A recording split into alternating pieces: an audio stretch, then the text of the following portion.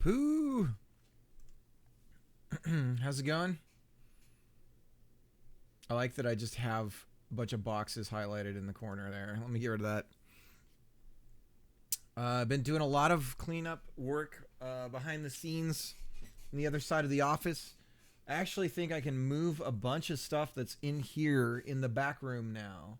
So that's really exciting because it just means that it's going to look even cleaner in here, and that means we're getting organized. So it's good news. Working towards a yard sale.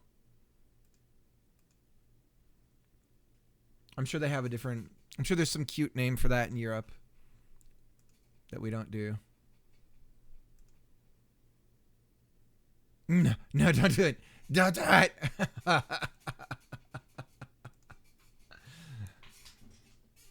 I'm going to have to initiate a no room cleanup during raid initiative.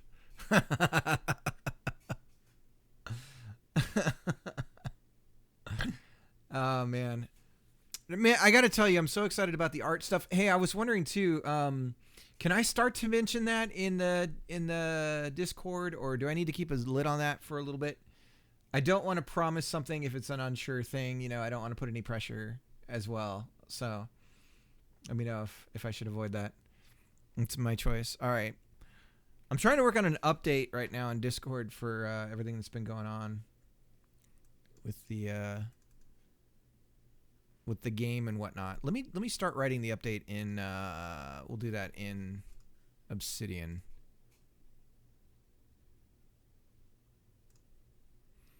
What I'd like to do is get it so that she can start to test it and bring it in and see what it looks like. What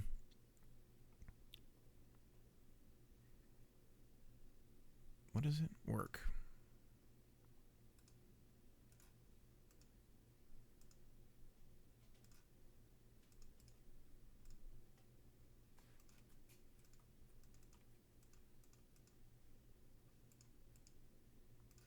What's been going on with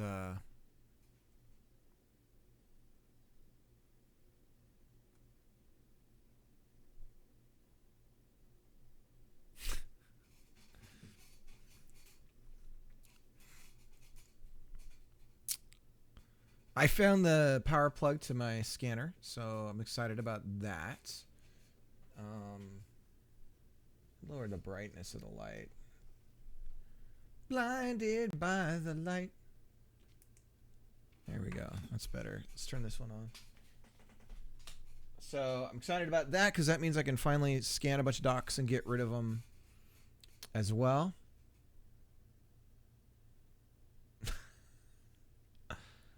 I want one of those feed scanners, but that stuff's not cheap.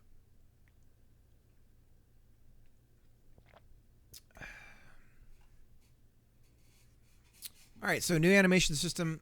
Guys, I did some work off stream over the weekend yesterday, and I've narrowed down quite a lot about the performance issues.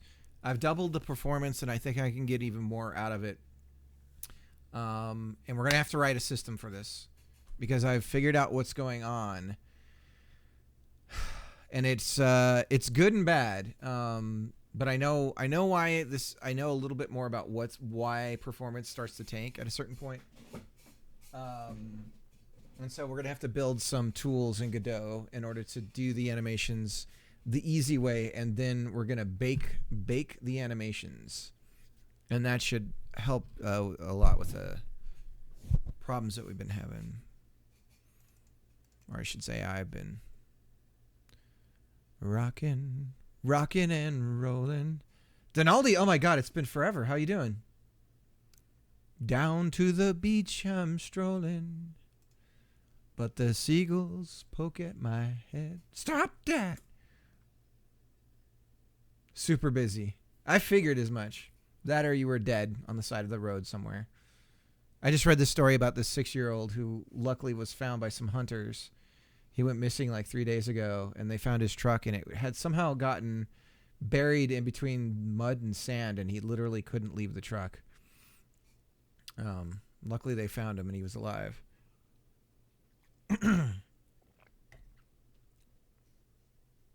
Asked for a date. It's a deadline for a commission I asked her to do. Gotcha. There's favors for favors for favors going on.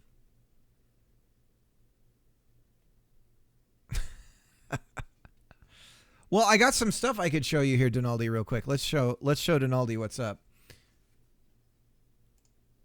Let's show him. Rockin', rockin' and rollin'. 60-year-old man. Dropped off his wife someplace and then went missing. It's just like a little news story that's like, hey, want to get freaked out? Here you go. Read this.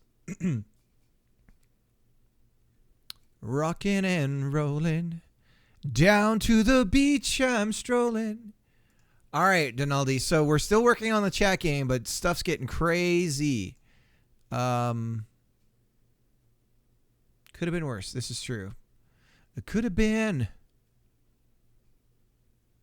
All right, so if we say something, test, we come flying in, and we do an Iron Man land, and then we can walk around. Now, see, the magic about all this, Donaldi, is that, whoa, they're doing the Iron Man, ba ba ba ba ba ba ba ba, do do do do do do do do. Sorry, I got to do that. It's required that I do that song every time.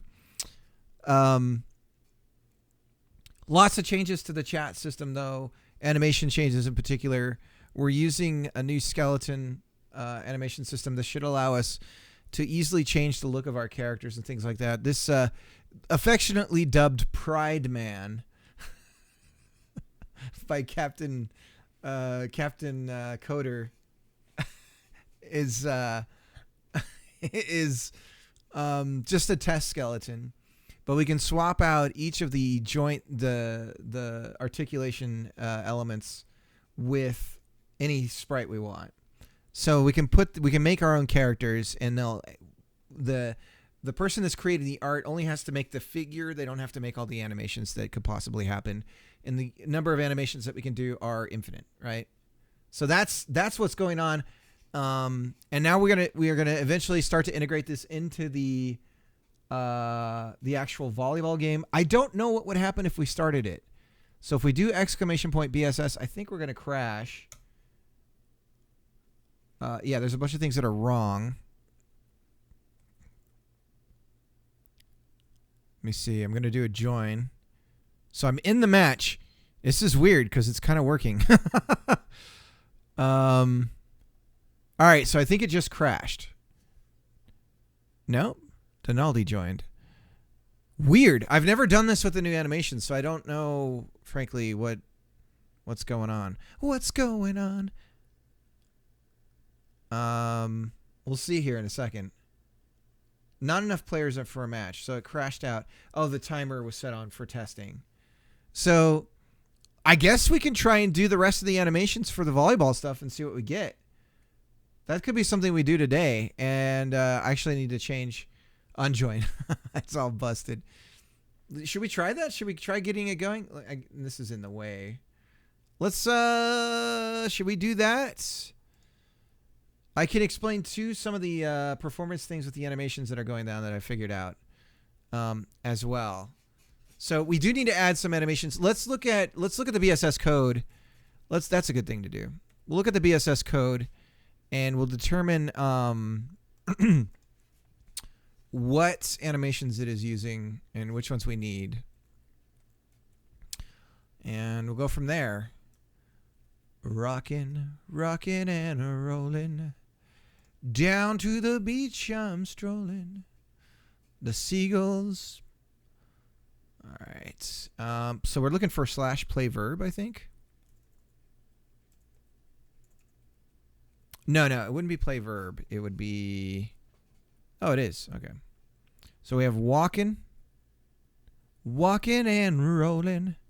You know what? I think its direction's going to be kind of messing some things up. So animations attack. So let's just look at every possible animations dot. So we've got running, which we don't have currently. There's attack, which we don't have.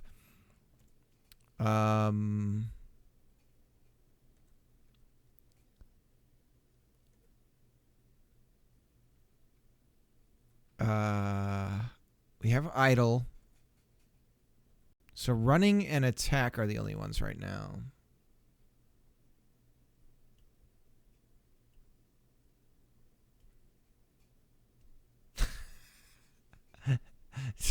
Don't worry, Dev's just playing with you, Pooh.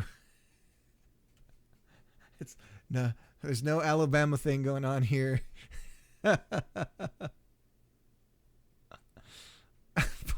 Poor Pooh. It's like no. All right, let's see here. Rockin' and rollin'. Down to the beach I'm a strolling. So we have running, and then we have attack. These can get way more advanced, though. So we've got bump. If we were to animate bump, which is apparently what we're trying to do here, and it's busted. Why is it busted? It's busted because we've turned off the modification stack. Why have we done that? That's a good question. Thank you for asking, everybody.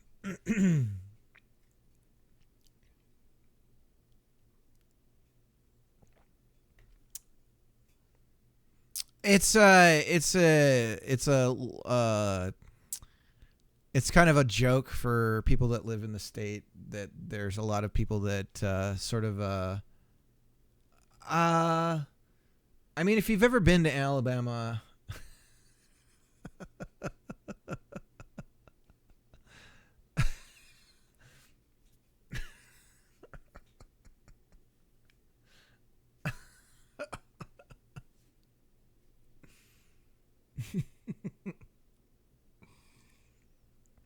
is there a stat sheet that we can look up for rates of incest in the United States? Let's look it up. Rates of incest in the USA per state, per capita. Let's see. Most inbred states, World Population Review.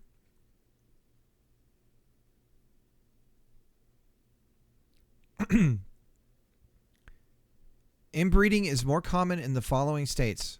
Whoa, this is interesting. Whoa, really? Well, the laws aren't helping either. Look here. First cousin marriage is allowed.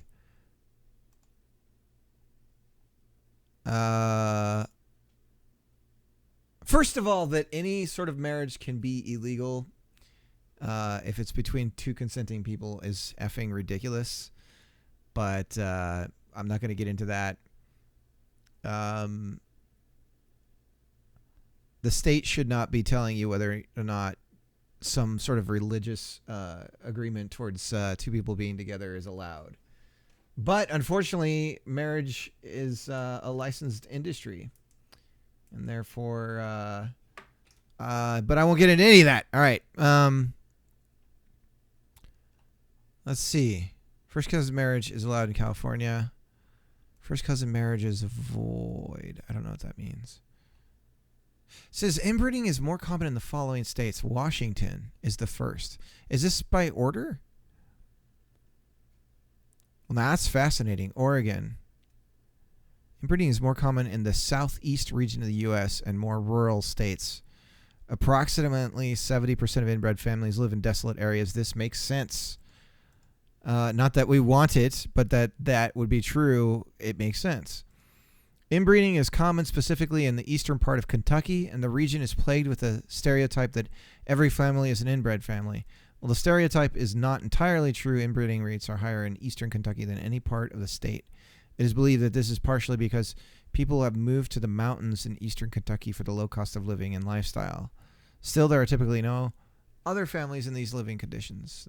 Families that move there either don't have the money to leave or do not want to leave, and the growing children typically inbreed to save the family name. Their good family name. It's like royalty.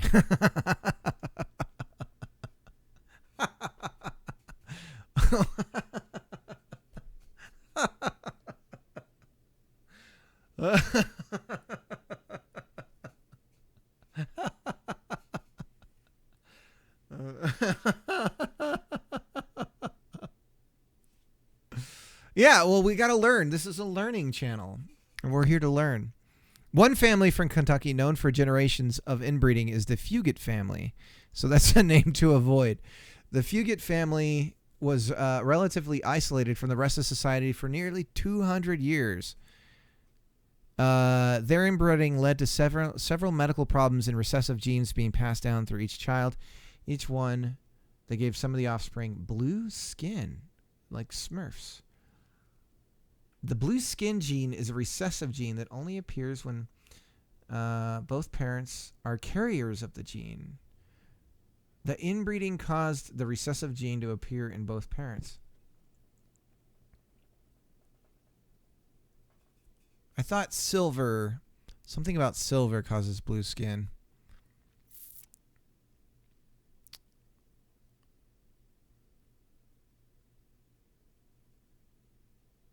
Fascinating.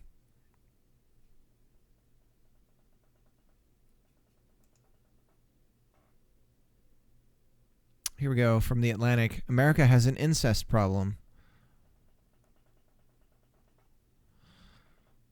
Interesting.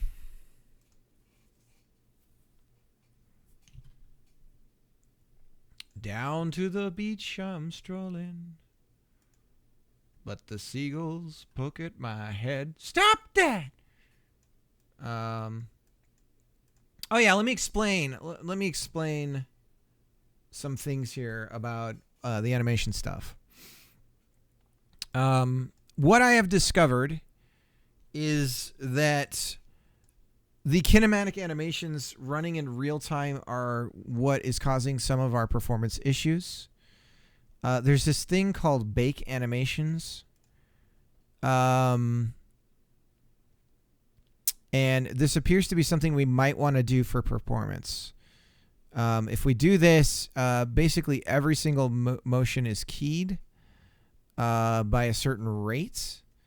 I'm guessing that if we bake this to match our FPS, that might be the most performant way to do it, or on some even number of the FPS.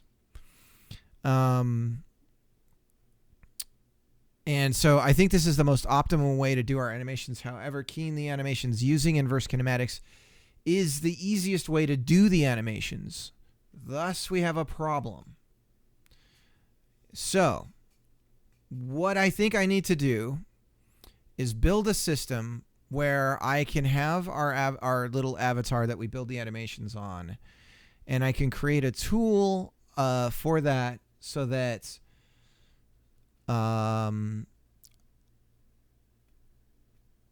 the animations that I'm building in that then get the process of getting baked and the IK and all that stuff get taken out of it. And those same animation names are then repeated in the animation system that is then being used for the actual stuff.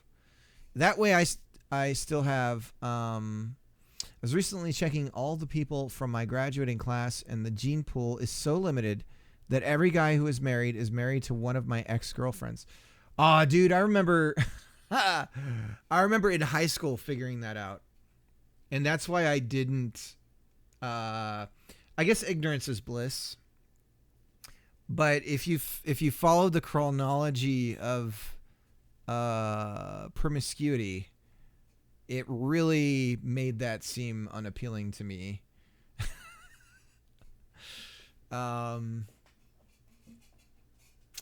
For a number of reasons. Basically, I've had that exact same thing occur to me.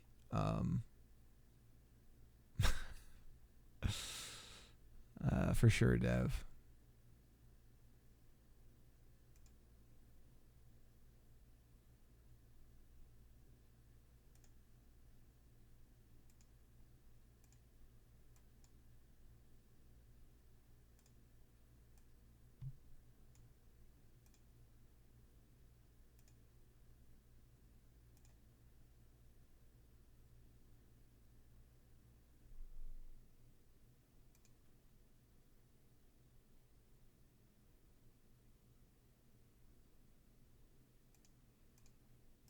Thanks for that song recommendation as well, Dev, because that's like become a favorite amongst my kids, the cheese tax. And I've started listening to the rest of the kind of the collection of songs that guy's made. It's pretty good.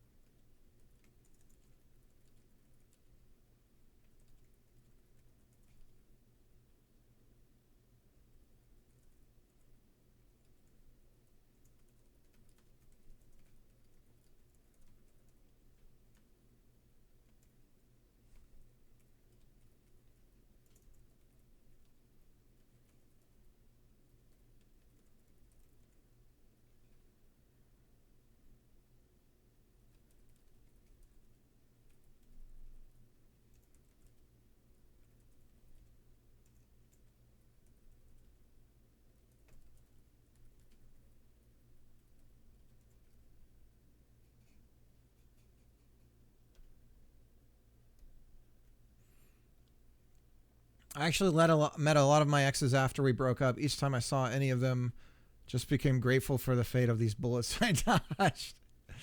Dev says, but to be fair, I come from a rural area. People don't leave how rural. We had 2 buses. You were saying this, yeah, to the city from in the morning and from the city in the evening. You missed it, you were screwed. Yeah, you're like in some that's like in a remote Japanese village. It's like they got 2 trips. That's it. Hopefully the bus doesn't break down. I had a lot of people like that in our high school class. People come from rural areas to a biggest town around.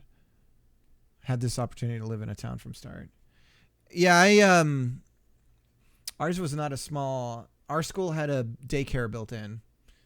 Graduating class. So to give you an idea of scale, in the high school, so this would be.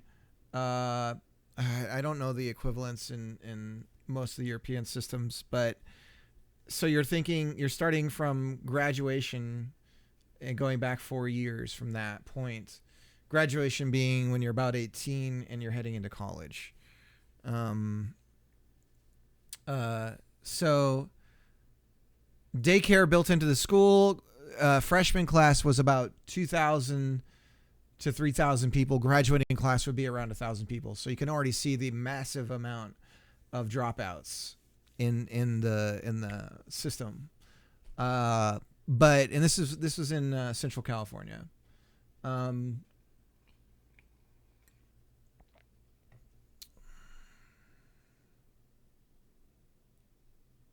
You don't know. It's just not coming. Yeah, that would suck.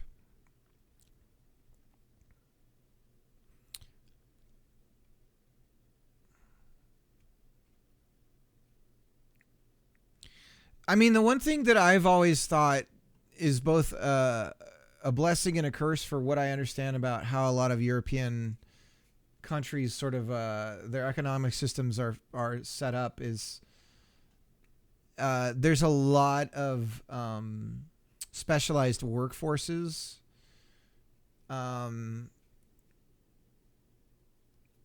So you have a lot of training for a specific job, and that's like the job in that area kind of thing. I don't know if that's true or just a false impression that I've gotten.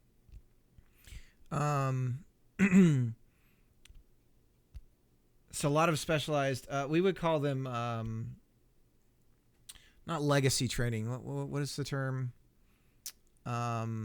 It's something that's sort of dying out here in the States because nobody wants to do the work anymore. I actually encountered that when I was in primary school. I was already living on the edge of town and commuting to my school by bus, 4 kilometers of distance in a straight line. Was just too much of a walk out of it, especially in winter. And 4K, that would be close to, let me see, I'm guessing that's miles, just so I can translate this. 3 miles, close to 3 miles, yeah. So it's a kilometer, okay. Yeah, that would be a bitch, especially in the winter. Because I imagine you guys get snow and everything. That would be pretty dangerous too. If there's any grade in the walk.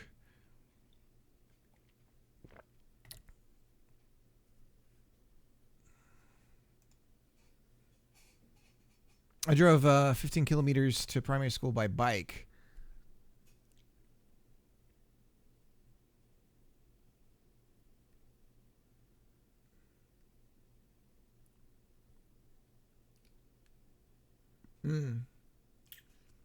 Yeah, and that's by bike. That's not too bad. Again, it depends on the grade. It really depends on the grade. I drove. It was about the same distance that Pustak's talking about. I would bike to work, but there was a hill that I had to go up and down that was a 45-degree incline. So, and it was on the way back. It was so on the way to work, I was going down it. And then after work, I'd have to go up that mother at the end of the day. It was awful sometimes. But the thing about biking to places that's so great is that when you get off that bike and you get changed, because I'd have to change my clothes for work and everything, because otherwise I'd just be a soppy mess, you know? I couldn't wear because it was a bank. I couldn't wear my work clothes on the bike. So I'd have to get changed and everything. But then the rest of the day, my heart was pumping. I could feel the energy level stay with me. And I knew I was burning even more energy just because I had biked to work. It was nice. But it was also incredibly dangerous. People can't stand bicyclists in this state. You get somebody who doesn't like bicyclists and they let you know. It's actually very scary. People take it personally. They think they see a bicyclist. They know how you vote. They know all this stuff, which is all bullshit. But they would think that they knew you, and then they would think you were breaking the laws when you weren't. It's really frustrating. Has it dropped that much, Nalith? I thought it was only about an 8% drop. Is it bad? And what's that compared to the market right now? Where people can ride bikes as children. Yeah, it used to be that way, Dev. It's really been the past couple of decades the way that the developments in the States has worked out. It's awful. I think hating bicycles is international. But this is like, imagine like a truck with wheels the size of you on a bike, doing really messed up stuff. It can be terrifying. Half the distance. Yeah, walking. What's the Unity stocks look like? Let's see.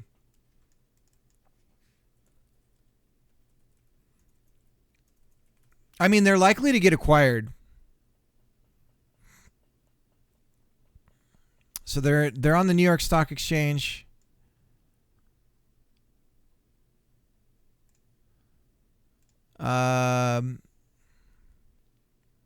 This actually isn't the lowest they've been recently. Year to date. No, they've been lower.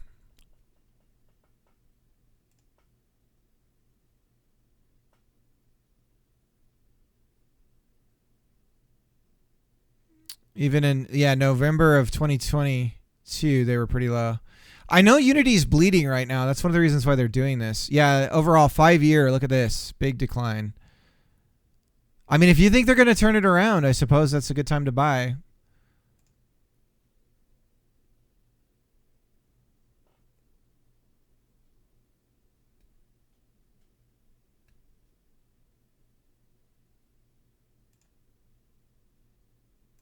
They were at 24 in 2023. Their lowest in a year was $21 a share, trading at 19 million.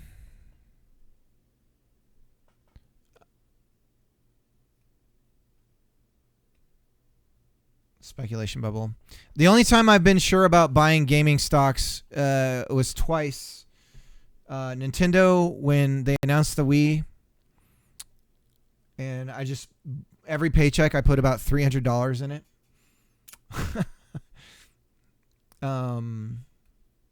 I have no confidence in the they would need to the executive they would need to flush everything out in order for me to think that would be a good buy. I'd have to predict that was what was going to happen in order to convince myself to buy Unity stocks.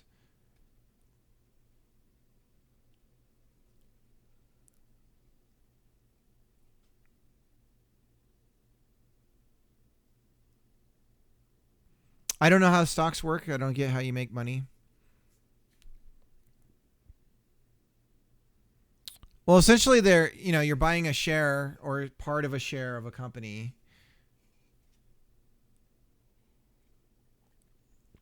There's a certain amount of shares that are available. People are willing to purchase those shares for a price. Sometimes that price goes up or goes down.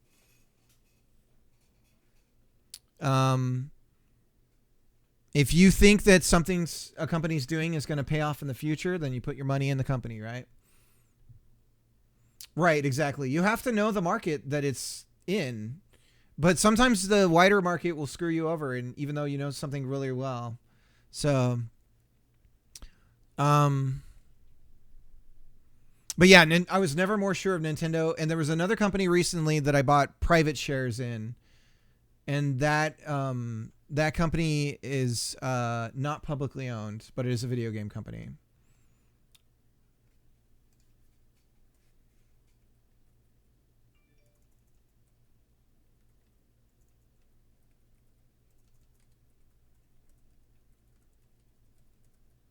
And if I had more money, I would have put way more money in the company too.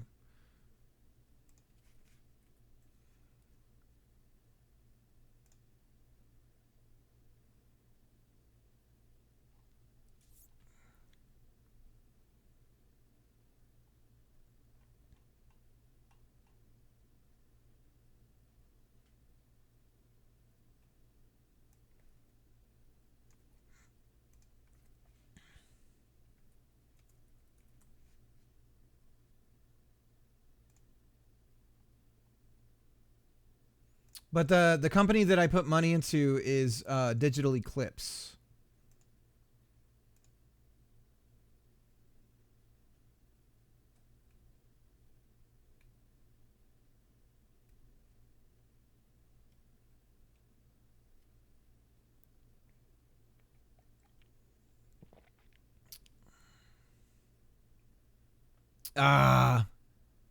Oh my god, I clean the room and a Miss Pac-Man. Which one do I do first? I guess I got to do the clean the room first. Let me finish up my update here. I'll do the clean the room and then we'll do the Miss Pac-Man.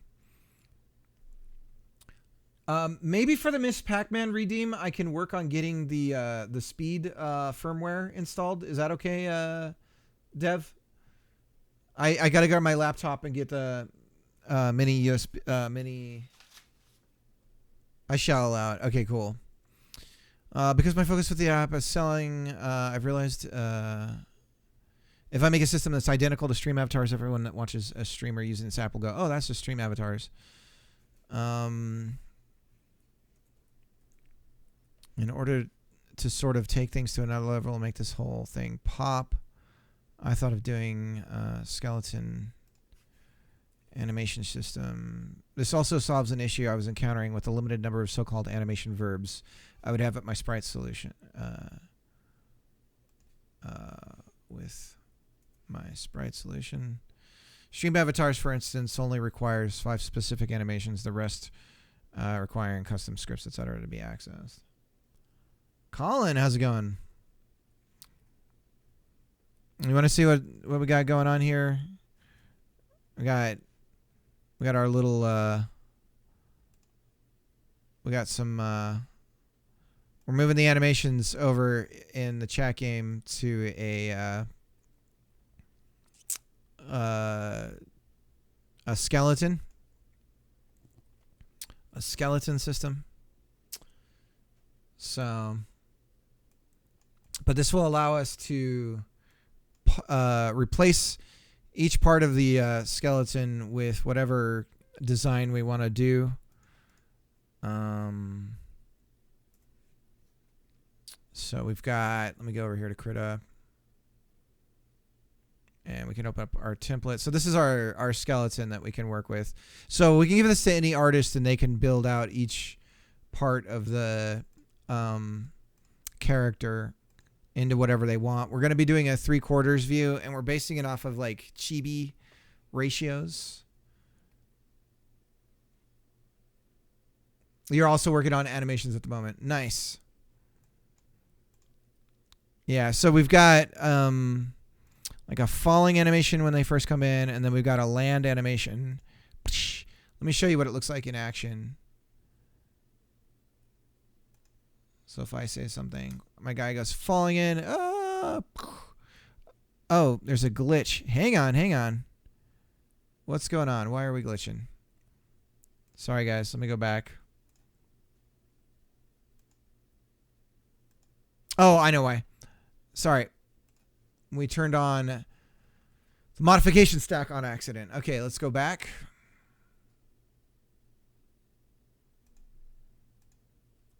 Is it the stuff you sent me or is there new stuff, Pooh? So we fall and land like Iron Man. Ba ba ba ba ba.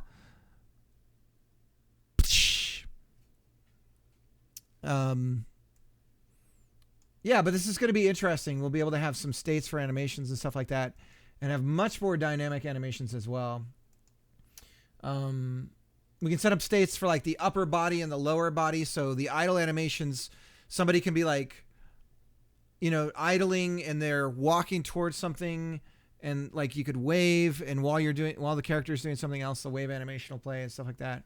So a lot of interesting possibilities for like the idle stuff.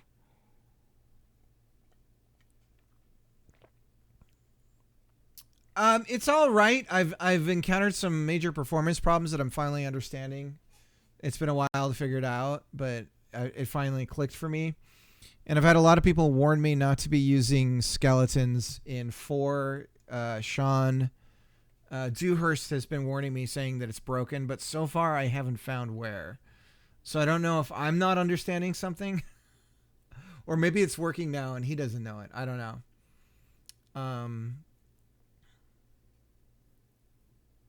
It's because you used switches. It's those damn switches.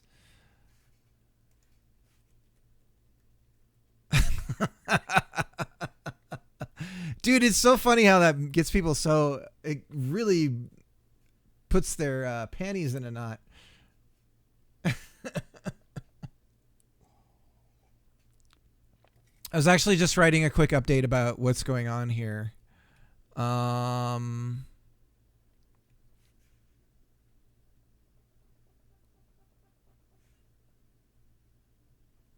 new skeleton system will allow for So we're using strictly sprites matched to the bones. We're not using polygons, so we're not doing any warping at the joints or anything like that.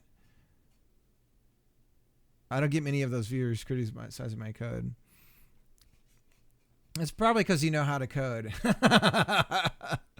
For me, they're just like, what are you doing? Why are you doing it that way?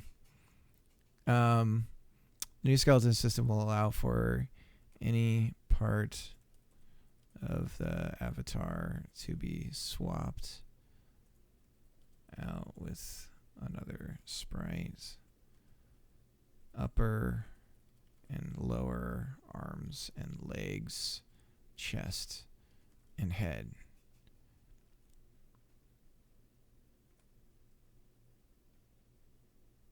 That's not it. I have plenty of switches. Dev's got his audience trained. Retaliation is coming. But yeah, you'd cringe, Colin, at how few of these guys I can spawn, because I've done some load testing, and the frame dips they happen so soon, dude. It's embarrassing. But I'm finally understanding what some of the issues. So I'm gonna have set up an animation system where I can animate using inverse kinematics, and then we're gonna bake the animations once we have them done. The main issue is I had no way of knowing what the hell was causing it. For the longest time, it took me forever to figure out what was causing it, because I couldn't. You can't. It was just a debugging issue where I couldn't follow where the problem was happening at. But essentially, you'd get around 120 of these guys spawned, and then the frame rate would dip, and you'd see spikes in the processor and stuff like that. So finally, I determined, was it engine or game code? It's engine. I finally figured out what it was. It was because, and I was troubleshooting my code thinking it was something about me, but I also knew, because I do, what's the approaches to GUI? I'm not even sure, dude. I didn't set a timer, so they were spawning about every 20 quarter of a second. So I didn't space it out. It might work. It might not happen as quickly if I spaced out how quickly they would spawn. But the problem was mostly in that I was animating with inverse kinematics. So each arm point and everything like that was a point in space that I was giving it to move towards. And then you're multiplying that by each character being spawned in, and so on and so forth. But I figured I thought at first it was something to do with the sprites. And I was like, well, I want to be using MIP maps for the sprites so that when there are different scales towards the camera, they load in different resolutions. I don't even know if that's actually working in Godot. I have no idea how to even troubleshoot that that's actually happening. And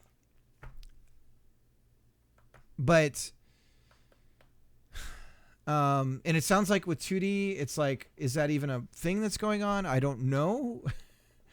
Even though the textures allow for it. But anyways, I finally figured out that was a big cause of it. And then I started removing the kinematics and keying based on the actual positions of rotation and everything. And then suddenly I got performance back.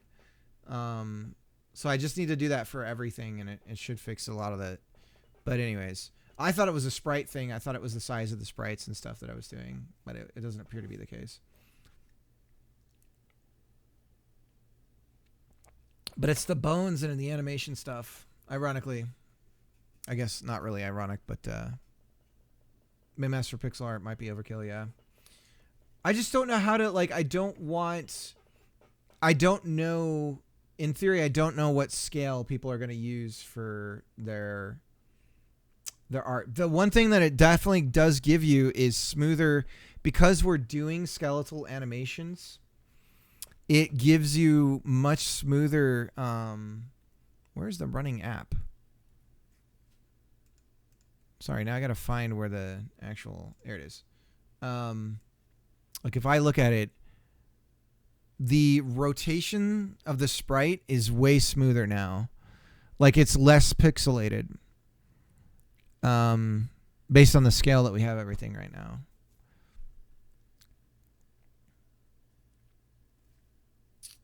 So it makes a difference visually, but I don't know. I frankly don't know. Even if I check remote in the scene tree, I don't know if it's using a smaller version of the sprite or not. Because every time I go to look at it running, it shows the number of bitmaps that are being that it has, but it always shows the highest resolution one. So I have no idea what the hell's actually going on. And when I look at the debugger, it's always showing in the video RAM.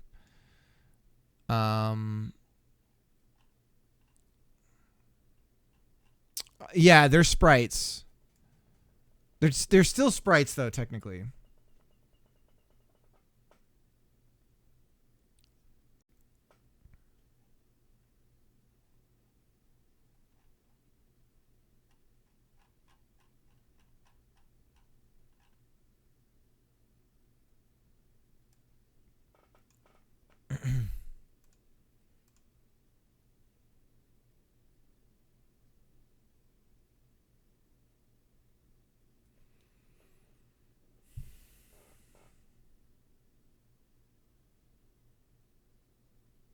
Oh, the pixel. Yeah, I know. So we're going in a totally different direction. I see what you're saying. Yeah, I get that. Well, you wouldn't, yeah, with MIPS, you wouldn't want to do MIP mapping with sprites. Right. Like nearest neighbor or die kind of thing. Or at least you want that chunkiness.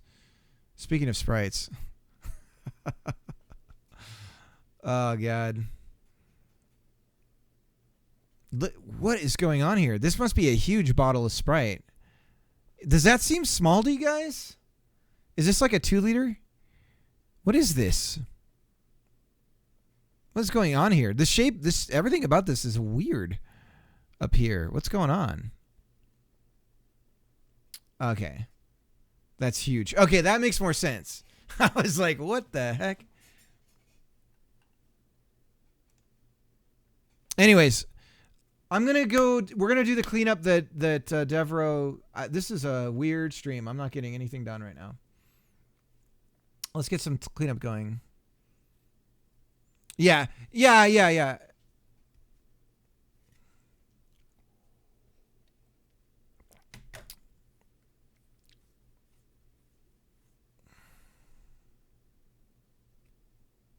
Because it sucks. Because it goes flat too fast. Let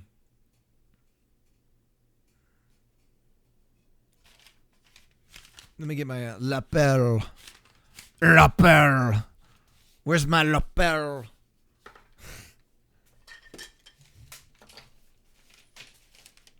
Well, there it is. Lapel.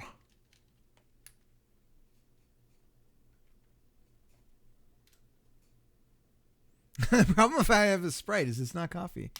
Could you imagine carbonated coffee? I bet that's a thing, right? It's probably a thing.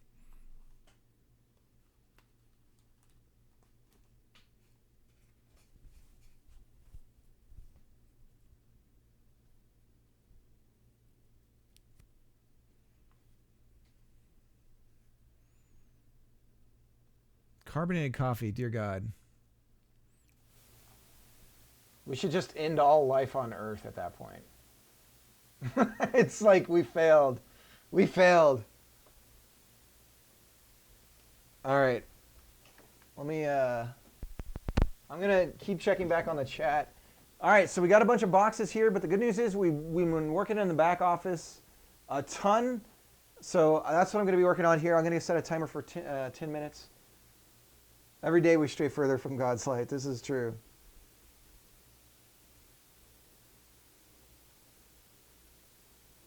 $10. Yeah, it's a mess back here, but it's a good mess. It's getting there. I'm going to move some boxes over. I don't have to yell. You guys can hear me fine. This is all my mom's stuff over here. But I'm going to move these boxes to over here. And then what we'll be able to do is take all these egg cartons, our defrag boxes, as I've been affectionately calling them, and we're going to move them over into that corner in the back room there. So suddenly, It's going to start getting even cleaner in here, which is good news.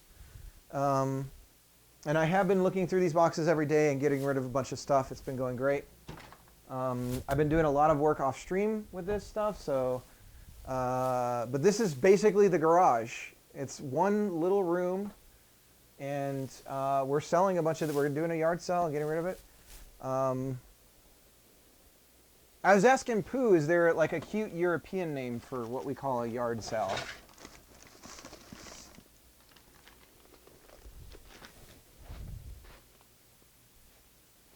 Is there? Let's see.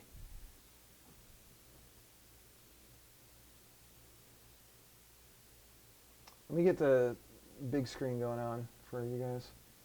Okay, well, I broke it. There it is. And then let's get rid of the box cam. Presently, the dog cam is a box cam, so we're going to get rid of that.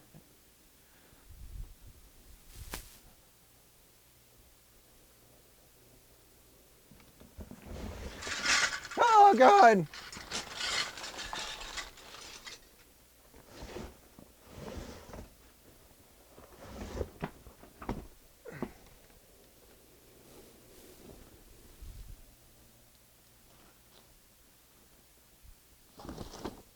This is some weird... What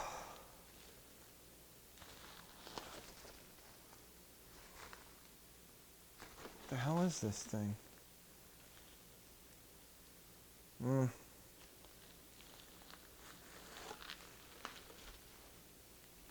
It's a griddle. Weird.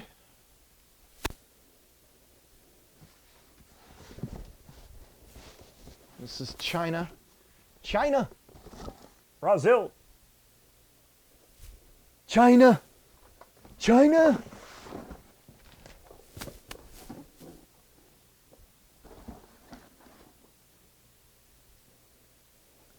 Are you guys looking forward to the next geriatric American geriatric competition coming up?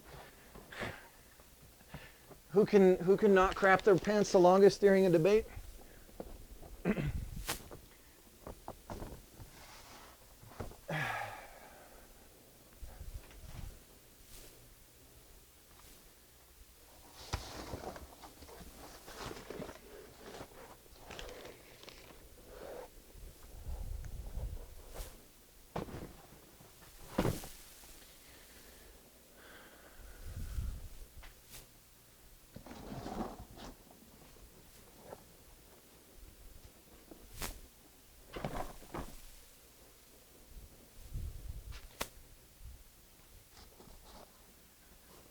China. China. China.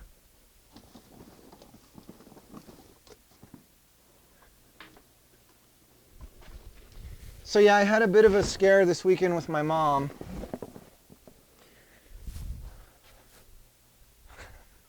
Speaking of geriatric. Music's a little loud compared to the mic. All right, let me turn it down. Filter. China? China?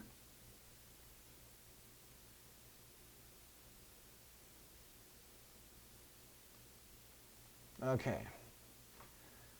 Hopefully that's a little better. Flea market. So what do you call it when you like put a bunch of your crap out in front of your house and sell it? What's that called? Yeah, Devro did. Oh, you call it a yard sale? Well, yeah, we call it a yard sale. I'm wondering what they call it in Europe. Because they probably call it a like floozy blue or something really cute.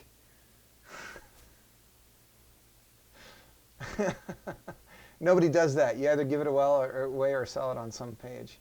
What'd you do before there was the internet? Sell it to neighbors and friends. But what's that called? You just walk up to their house and try to sell it? I refuse to believe that this is an American thing.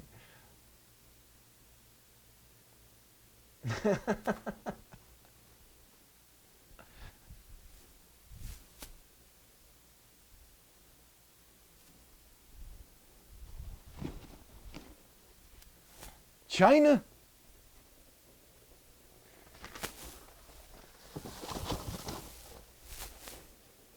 China. China.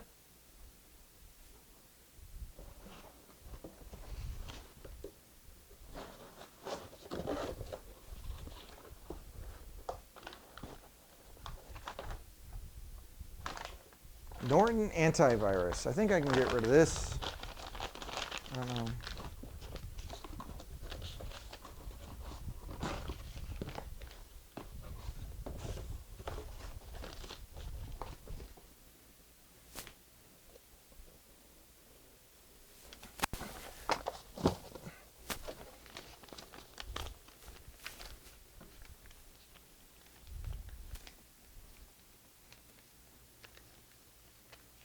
Nowadays, everything's broken in a couple years, so we don't have that issue.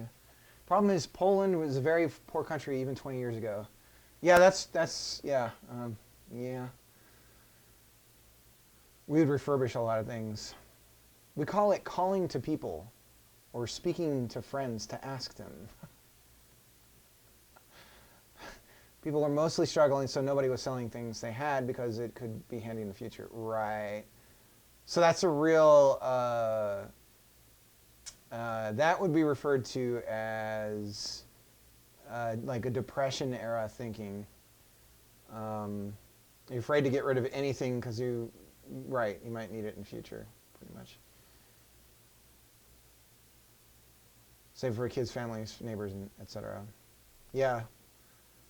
I mean, that's how frankly, that's how my family's doing things right now. I'm trying to impress upon my daughter some of that, and I don't want to scar her, but it's also like, look, because inflation is the way it is, because we want to value the things we have anyways, please let's not try and break things, right? Please don't try and break things. Like, it's one of the things about young kids that's just like, just because you can, like, do this to a toy, and it's going to break. So just don't. If you want to keep having the toy, don't do that to the toy because you're going to... anyways.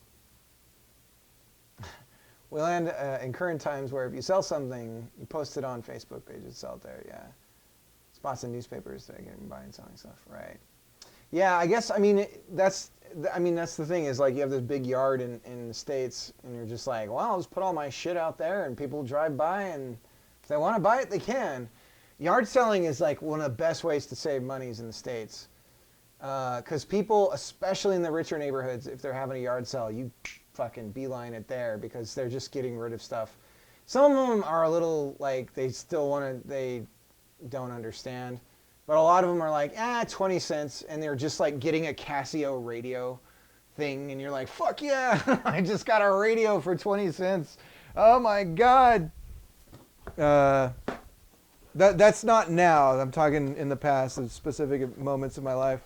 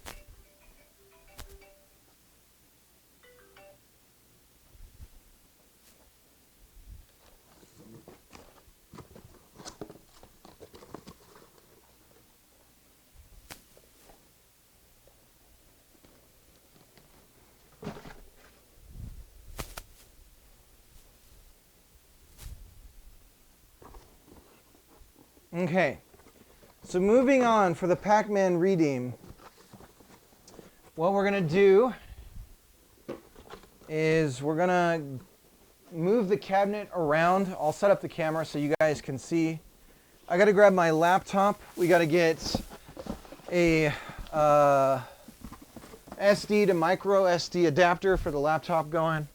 We're going to open up the back here and download the latest firmware and get it installed on this so that we can have the speed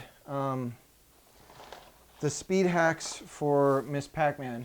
That's how I used to play it back in the day. It's going to totally change the game from a intensity standpoint, and I may have been getting spoiled with the slower speeds, so there'll be another kind of another learning curve likely. But that'll be what I used to play Miss Pac-Man at, and the rounds will go a lot faster to get to the same high score. So that'll be good, because then it won't take as long to die either. So the rounds will just go a lot faster.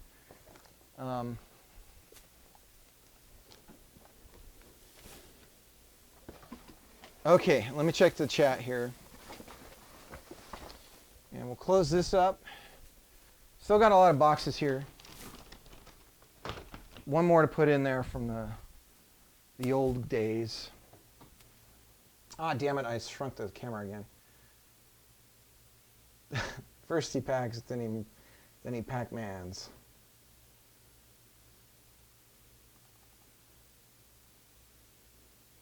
Flea markets. So it would be more like a place that you would go to sell your stuff. Because we do that too here. And in the winter, because we have really cold winters, and so it depends on the state you're in. In California, you're in perpetual summer, which just turns you into an idiot, apparently. But I'm kidding. I'm kidding. Change editor background. Here we go. Let's see what we got. Yeah, no, he was going to say more, Mama. Is he crying about it?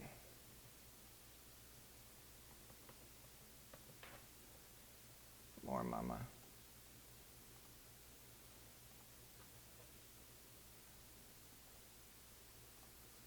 Let's see what this is. It's going to be a nude. It's going to be some banging chick.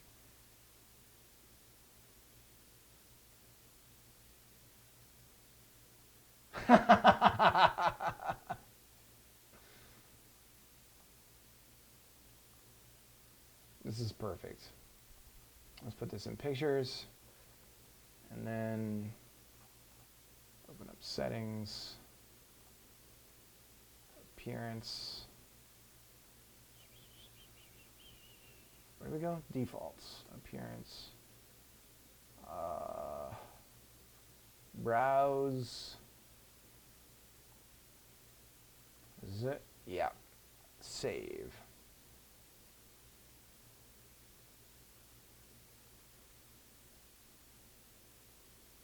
Yeah, there's like a real disdain for Switch.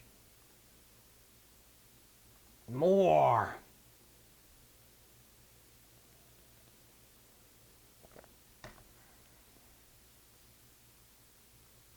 See what they're doing wrong. You got to make a class with a bunch of methods for the switches, for the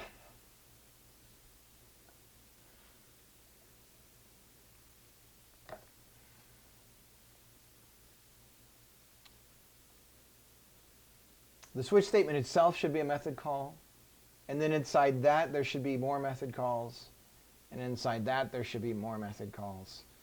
And inside that, there should be more method calls. And then you'll be getting closer to clean code.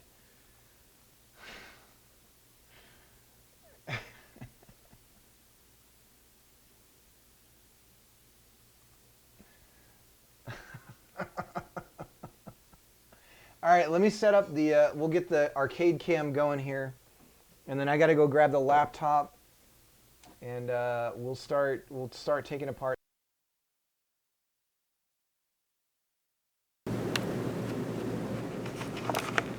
There we go. Zoom and enhance. Miss Pac-Man presents. All right, so that's what we're gonna be looking at.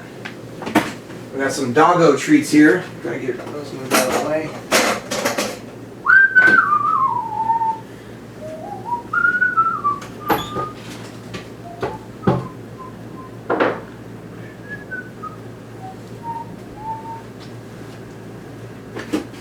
Leave the arcade on, and I'll be right back after these messages.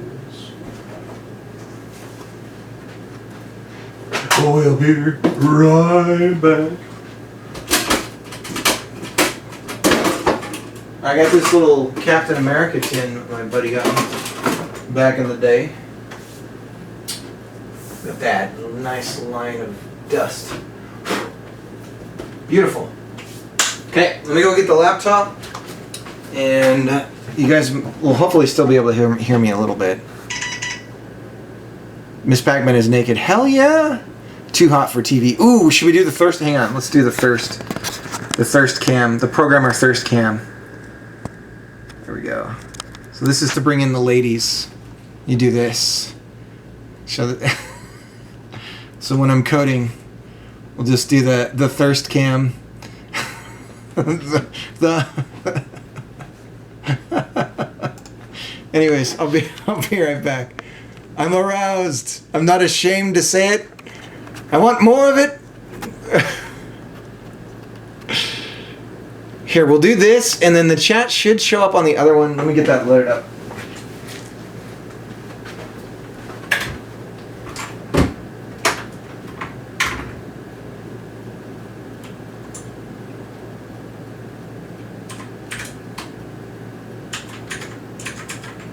That's right, we were having some issue. I think the RetroPie actually glitched out.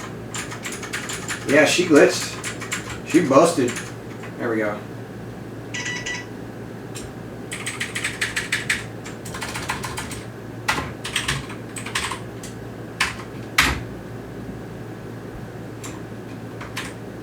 Alright, so that might show the chat. I'll be right back, guys.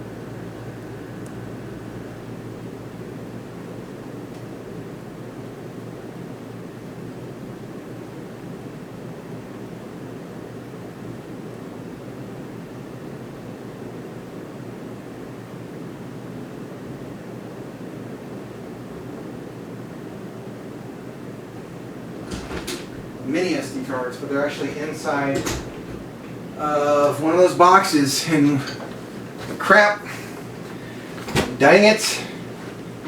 Alright, I'm back.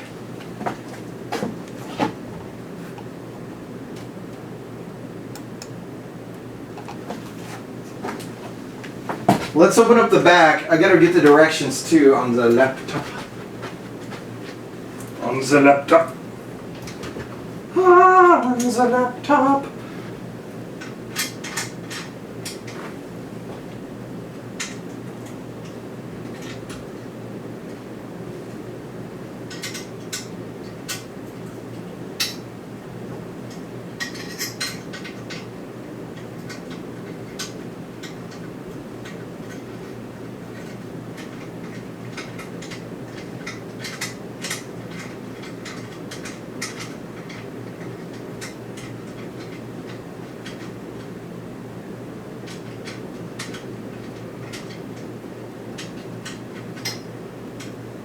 Who knows? Maybe there's already an SD card in there. Let's find out.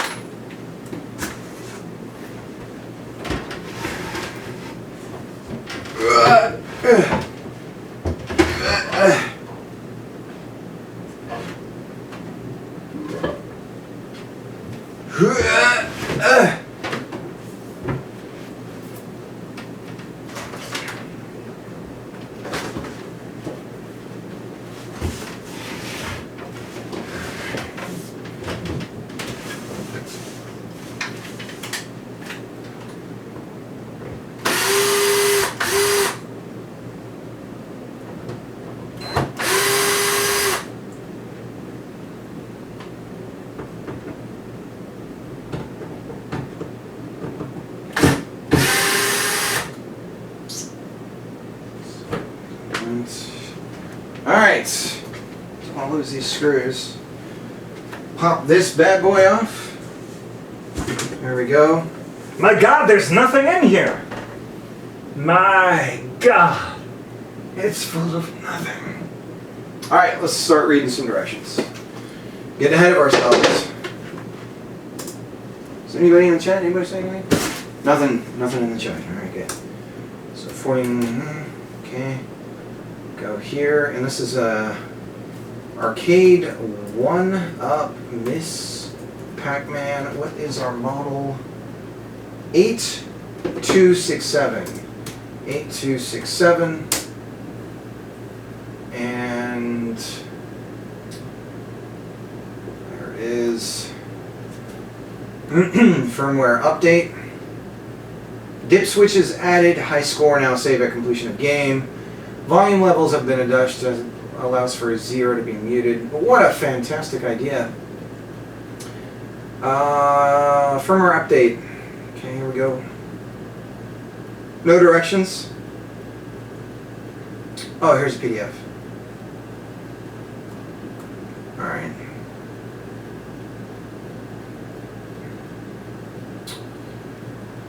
Phillips head screwdriver, Windows computer, micro A to micro USB.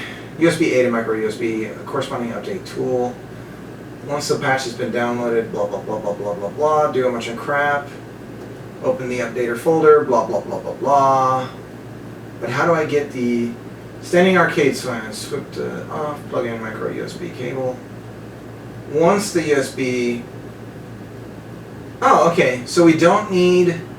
Oh man, I could have done this a long time ago. Gee willikers.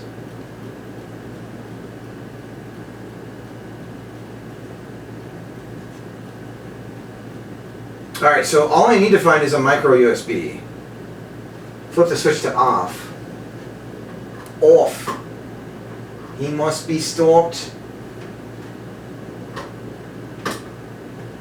Okay, I think I got that. Give me a second here. I need some light.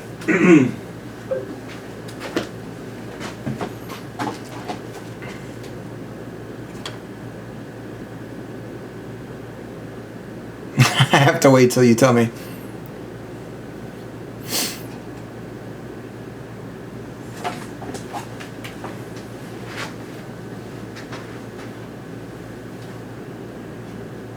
On, off. Why is on at the bottom? Alright, let's make sure we actually have it off. Off. He must be stopped. Every time I order an Arnold Palmer, I say it in a JFK sounding voice for some reason. I can't help it. It's not like I'm trying to do it. Okay, so off is up on this. The directions are wrong. You lie! No. Wait, why does that not matter? Why is it flip to off position? What? Bro, I don't know what you're talking about. Okay, let's download the update. Firmware update file for SKU can be found here. Important, current for PC only. Okay. Okay, so I downloaded it.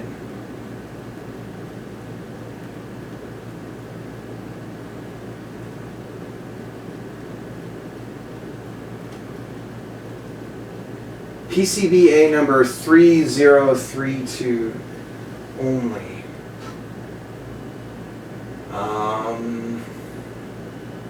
Yeah, it's a good thing they wrote that on here, he said sarcastically, as he found nothing indicating what it is. What is this on-off thing? I think I have it in off position. Wow, this is unbelievably vague. Vague. It's so vague. Oh. Let me zoom out for you guys a little bit. Welcome to another Arcade 1UP tutorial video. In this video, we are going to show you how to update your Arcade 1UP cabinet Series 3032 PCBA. In order to begin, you will need the following. An Arcade 1UP cabinet with a Series 3032 PCBA. Okay. A Phillips head screwdriver. A PC or Windows laptop. A USB-A to micro USB cable. And the corresponding updater tool for your cabinet. Roger that. Once the updater tool has finished downloading, you will have to uncompress the folder and extract the files. Check. You can do this by right-clicking the compressed folder. Click on Extract All. Roger that. In the new window, click Browse. In the new window, select Desktop as the destination. Okay. Then click Select Folder. Right. Gotcha. Now click Extract. Gotcha. You want to know The this? compressed files will begin to download onto your desktop. Gotcha. Once this is finished, you will have two folders on your desktop. The driver update and the updater folder. Okay. I see them. Double-click the driver update. Okay. Double-click on the driver install application. Okay. Why didn't you guys do this? The user account control prompt. Select Yes to continue. Why do I have to do this? Why didn't you do this? A new window named Driver Installer Assistant. But click on Install Driver. Okay, I'll do all this, but I'm just confused why you didn't do this and then just give me the zipped results. I'm a little confused. Then click OK when the install is complete. Close the Driver Assistant by clicking the X. Close the Driver Update folder. Oh, okay, so this is a driver so that I can do the other thing. But again, if these are just a set of files, why didn't you do this? In this folder, we're going to use three files. Firmware, loader bin, and the updater application. Okay. Double-click the updater application. Okay. You may receive a user account control prompt. Select Yes to continue. This will open the Arcade Dev tool. Okay. Within this application, you will have two rows. One named Loader and one named Firmware. Okay. Click on the column furthest to the right in the row named Loader. This will open a window containing various folders and files. Click on Loader Bin, then click Open. Next, in the Arcade Dev tool, click on the furthest right column on the row named Firmware. This will open a window containing various folders and files. Click on Firmware, then click Open. Okay. Now that you have loaded the loader bin and firmware onto the Arcade Dev tool, you are ready to set up your Arcade 1UP cabinet for the update. Take your USB cable, plug the USB-A end of the cable into your computer's USB port. Next, go to your Arcade 1UP cabinet. Remove the back panel from the arcade cabinet using your Phillips head screwdriver. I used to drill even though I said not to, because I roll like that. Remove the power cable. Okay, remove the power cable. Roger that. Removing. Flash switch to the off position. Off position is up. Okay, roger. Grab your micro USB cable and plug the micro USB end. Okay, micro USB, let's go!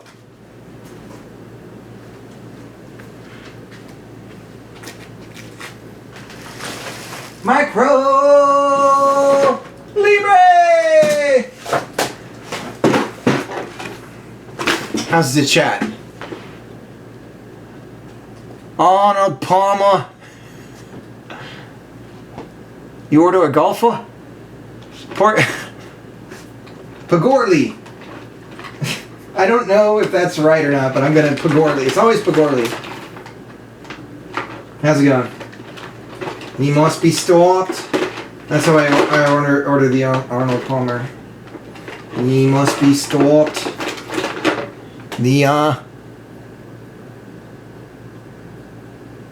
Okay, so we've got our cable. We're gonna plug it in here. And according to this, it's facing this way. Got it! Okay, we're inserted. Check Raj. Into the micro USB port. Uh-huh. Return to the Arcade Dev tool. Uh-huh. Where it once said, no devices found, Uh-huh. it will now read, found one mass ROM device. Uh-huh. When you see this message, click Run. Okay. Allow the application. Alright, let's double check our work here. We are for the cabinet firmware update for SKU 8267. Confirming 8267. Confirmed. Okay, plugging in. Let's finish the guide really quick, just in case. To do its thing. Mm-hmm. The process may take a couple of minutes to complete. Minutes? Dear God, man. Okay. When the process is complete, Mhm. you will see Download Image OK in the right section of the application. Gotcha. Okay. Return to your Arcade 1-Up arcade cabinet. Mm-hmm. Unplug the micro USB cable from the PCBA. Mm-hmm. Flip the flash switch to the on position. Okay. Plug in the power cable and replace the back panel. Okay. So let's give it a shot. We're plugging her in. There we go. Nah, I'm just kidding.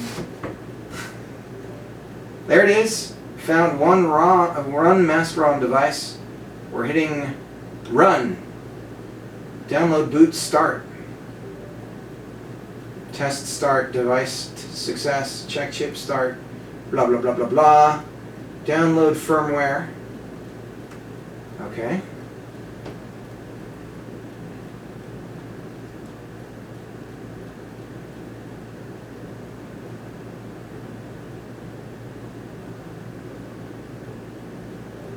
Download OK. Is that it? Let's go back.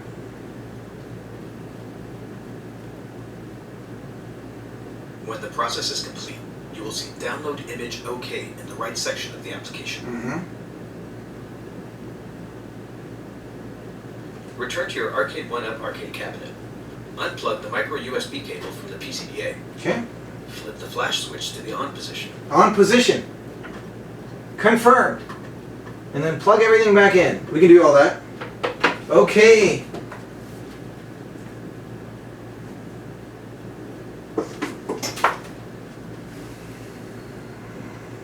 Now you guys get to watch whether I break this or not live on... I'll be heartbroken if I bricked it. That's going to be 100% sure. So you guys get to see my heartache in real time. Are you excited?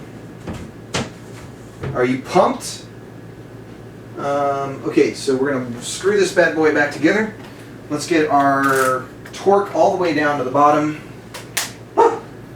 Drop a screw.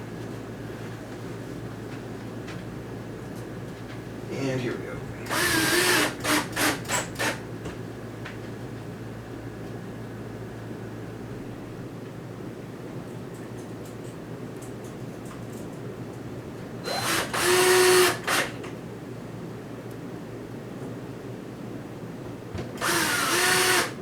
All right. Flip her around.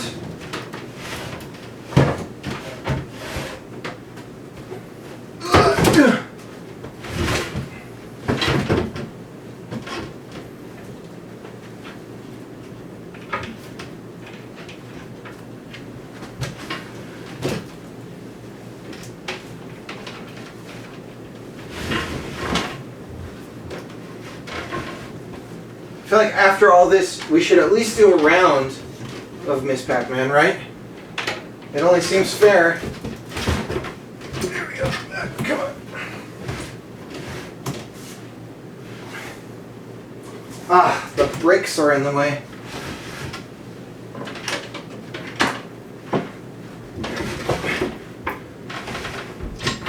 Okay, here we go. Plugging her in.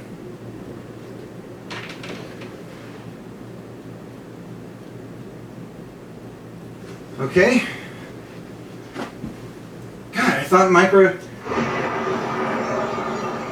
I could have done this so long ago. I'm kicking myself.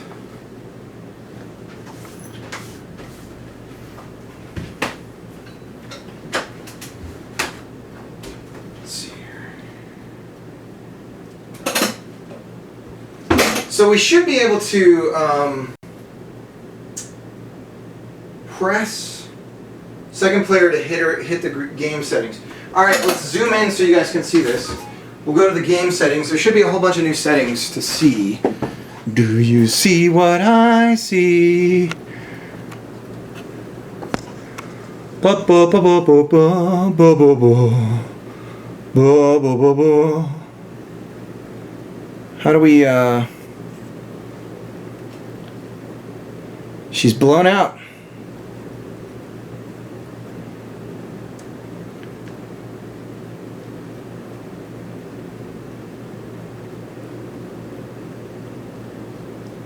That's good enough. Ride of your life. Show how manly he is by messing around with the Miss Pac-Man arcade. So I'm excited because there is a setting in here to set up pixel smoothing and turn that off. So that will do nearest neighbor. So it might look chunky, I don't know, but I kind of would prefer not to have the smoothing that it's doing because it looks like mud. So here we go. Speed is on normal. We can set it to fast. Difficulty. What is this? Oh, we can increase when we get a bonus life. So these are all the dip switches. Ooh, and initial lives. This might have been why I was able to get higher scores when I was a kid. Maybe the initial lives were higher. I don't know. We're turning pixel smoothing off and speed to fast, okay? Did we save it? I don't know if we saved it. Yeah. Okay. I'm gonna go back. Save it next. Okay. There we go.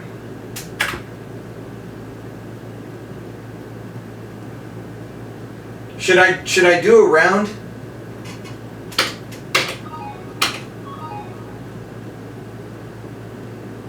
I mean, that looks better to me. What do you guys think graphically? Can you guys see? Oh, it's all small for you guys. Why didn't you say anything? Oh, Jesus, I just knocked over the damn son of a biscuit.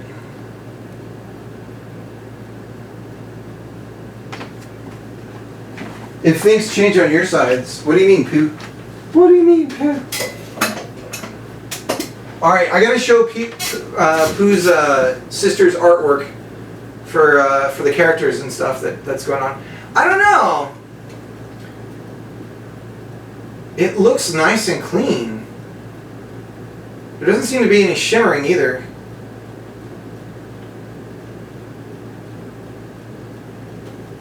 What do you guys think? I think it looks beautiful. Is the high score up on there? It appears to be. My high score is gone! They didn't say that was going to happen. Oh my God. Well, now we have to make a new high score. What a heartache.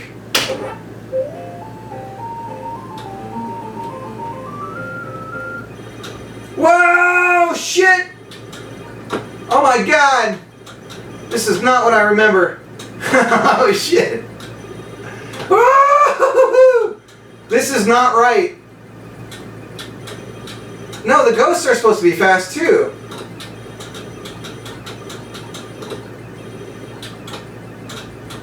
What is this nonsense? This isn't how I remember.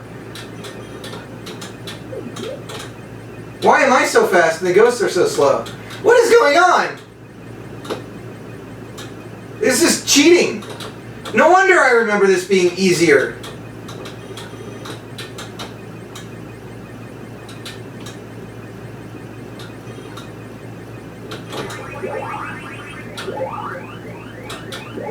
I wasn't losing my mind. I remember I was like, it was easier for some reason.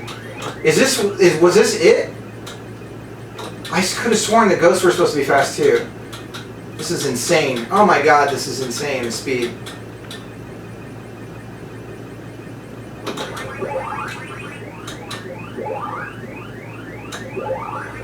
This is cheating. This is straight up cheating.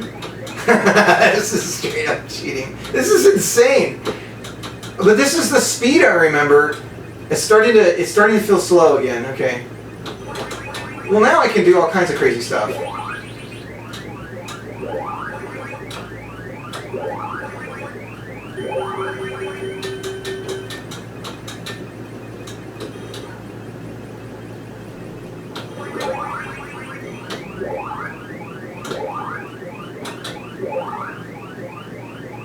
Well, I don't know if I like the high score idea now with this. It feels like cheating. I was doing this so the rounds would go faster, but I thought the ghosts would be going just as fast. But this totally feels like cheating now. Man, I feel like I really earned those high scores now.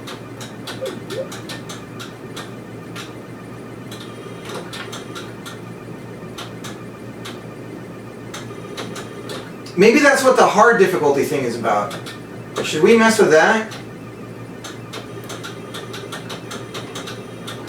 Okay, I do remember this speed though.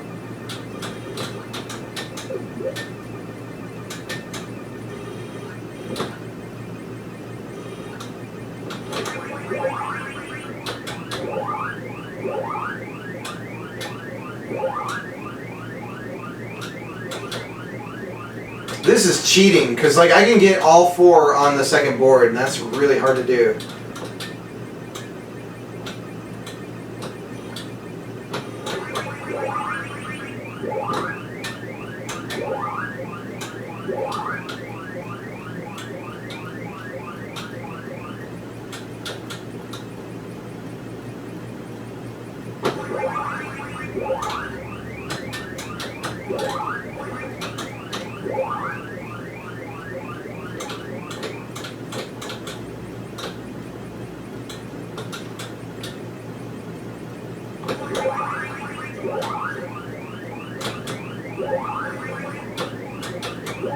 Yeah, I'm gonna break my high score just in this. It's cheating. Looks like that's the original speed though. Were you looking it up, Colin?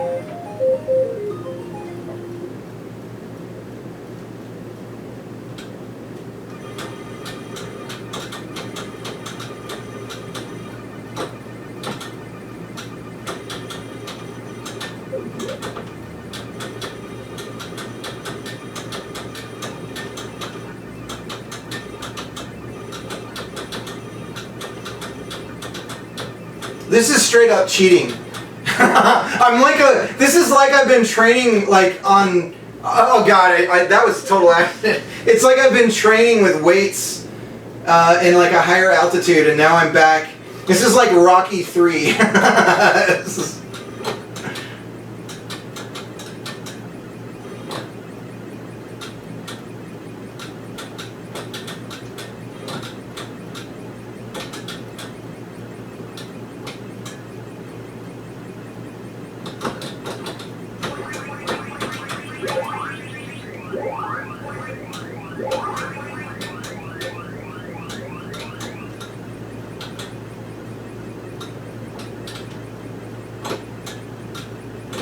I kind of have to, like, it's like I have to get used to being so fast. Like, fucking Neo.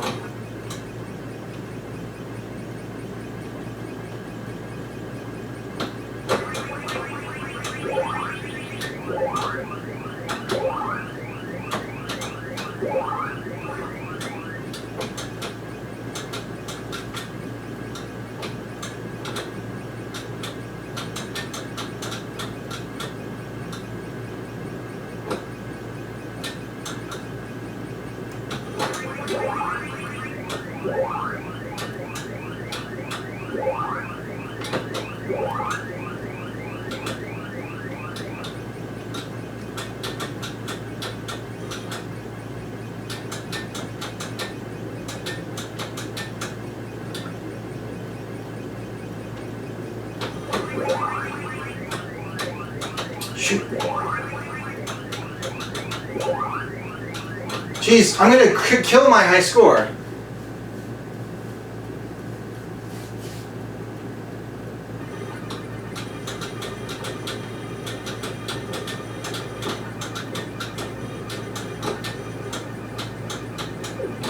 I always thought it was funny on Rocky how, in that particular Rocky, it was like, oh, the commies, and the story was upside down. If the message was like American capitalism, blah blah blah blah blah, you know,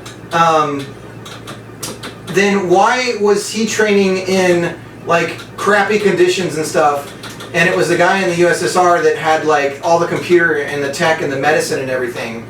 Shouldn't the message be that it's in the States that he had access to all that stuff? It always just felt like they didn't quite get it. Like, if you're going to have that piece of propaganda, you know, as far as like a theme in the film or something. This is insane. I feel like this is like I'm on crack right now. Or like cocaine. This is like cocaine speed.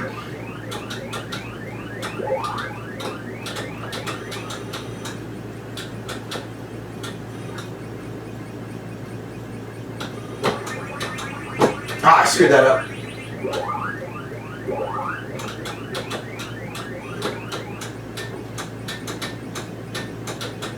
Yeah, I'm about to break my high score just right here. They accidentally pushed state-sponsored Medicare.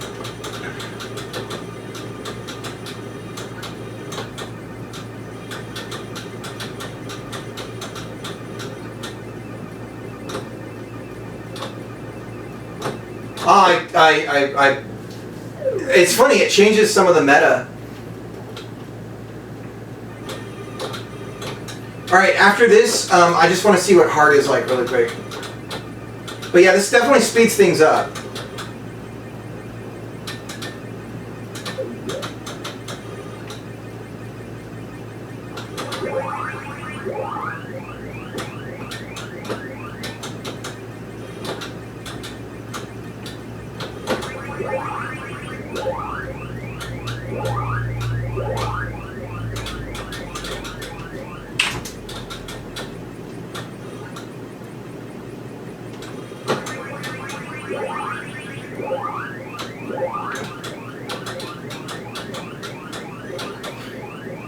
I mean, I could very easily break my high score right here. Ah, I screwed that up.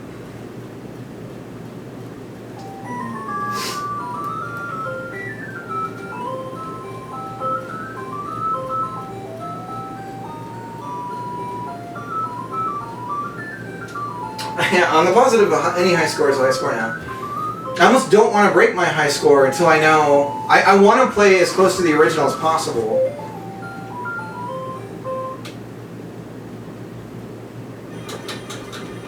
This is what I remember, because I remember I could get to the other boards. I could get to all of them, so I was like, why was it so easy for me back then? This was why. Man, I've been training for this.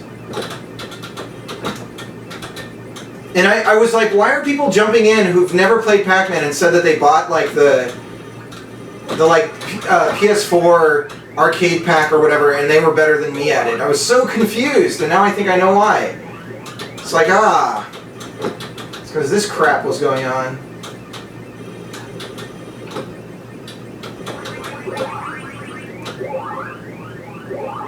Yeah, see, right now I'm about to break my high score. I think I just did. I remember getting much higher scores. This is all making sense now.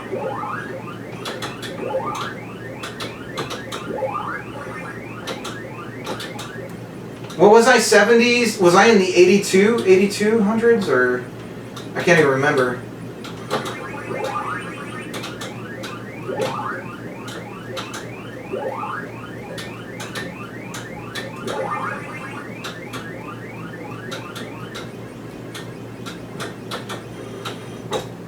Well, whatever it was, I just beat my old high score.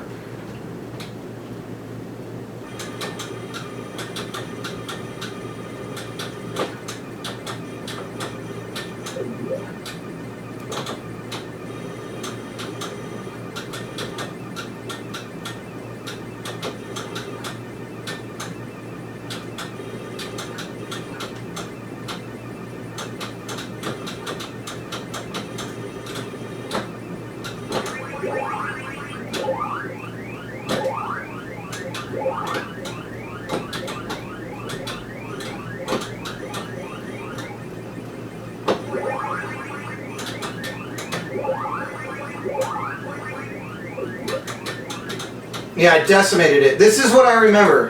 It's all coming back to me now. And I always felt like it was easier, and now I remember why. I'm way faster than the ghosts.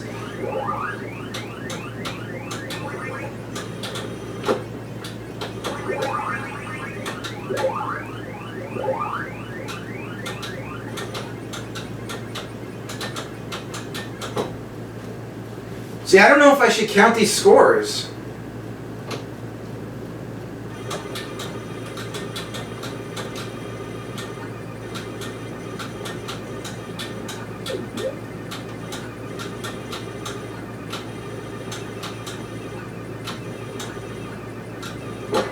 This has got to be wrong. I'm wondering if high difficulty is the ghosts are the speed is closer to reality, because I'm thinking that's what it is. I'm guessing they added easy because the OG game is too hard for normies, so to speak.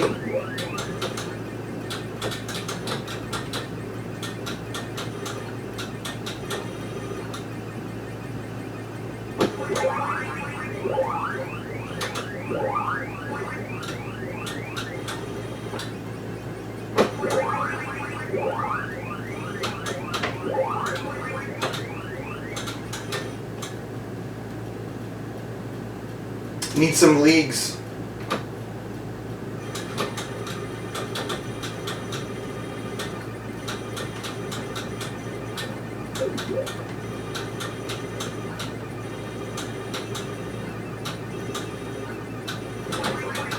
Okay. Yeah, this is more what I remember. Because I remember getting to a point where they would just immediately turn back. Ah, damn.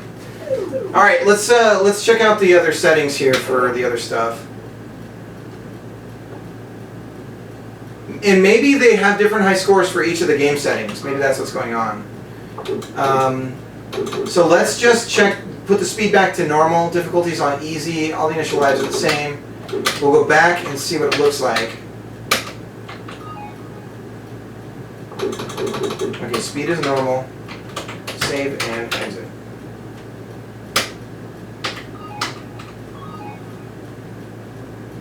And the high score is blank here. Well, that's not comforting. Okay, hang on. Let's go back. Well, hang on. Let me see if the ghost speed is different. No, something's off.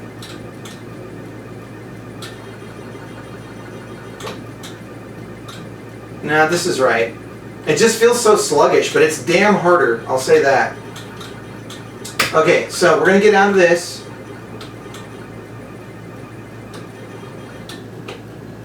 And let's go back to the settings. And what we're going to do this time is change the difficulty to hard and the speed to fast. And I'm wondering if this is more like what I remember. Because I don't remember the ghosts being that fast, or me being that much faster than the ghosts.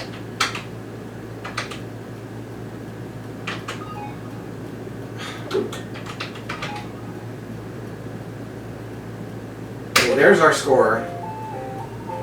Why do we have 3? Okay. What makes this hard? They are a bit faster. Okay, this is more what I was probably playing. Because these ghosts are faster. So what is hard like on the other mode?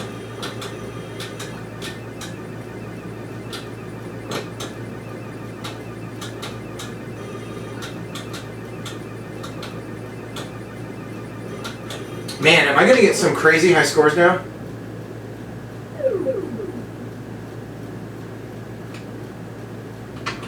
Alright, we'll get back to work here in a second. One last thing I want to do is put the difficulty on hard and the speed back to normal.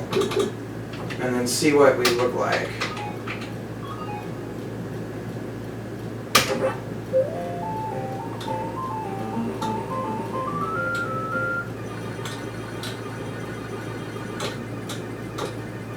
Yeah, see, there's 3 ghosts out on the field already. That's already different. So the number of ghosts that come out, it changes a lot. Okay, all right. Hey, Els, check it out. We got the original. So we got the speed hack going. This is what I remember when I was at the arcade. Was one of these two settings, either easy or hard. Probably hard, and the speed on fast. This is how I remember playing Miss Pac-Man. It's ridiculous. It feels like cheating.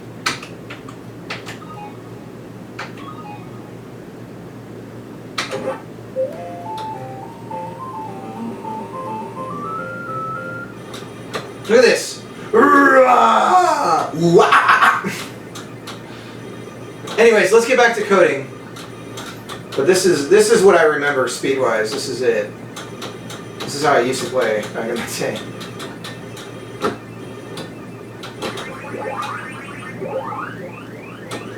So that explains why I remember going to later stages. I remember the ghosts being way easier to deal with.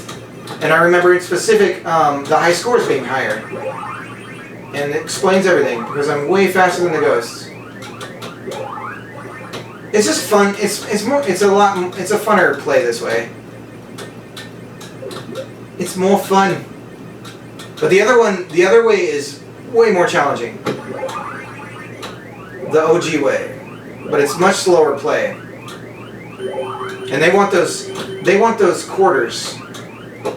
Alright guys, let's get back to work.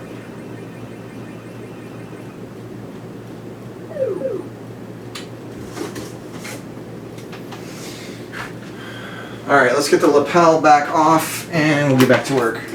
So thanks for letting me take the time to do the mod for the board and get that going, guys. Because I've been wanting to do that for a while. So that was nice to be able to do that. Switch back to me. How do we switch the camera around? Le camera. There we go. How's it going, Els? So yeah, we've made some good progress with this. We've figured out some things about performance with it.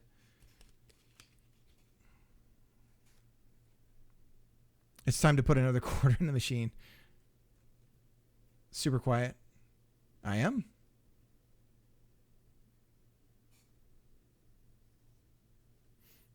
My levels look good. Nah, I just understood. Oh. Yeah, so if we look at our the other mic was just loud. I see. Okay, let's show. Oh, Elsa's seen this. There's a secret character in Magical Drop that you get from having too good a score. He comes in and beats your ass. Oh, that's great. I feel like, didn't that multiplayer X-Men game have something like that going on?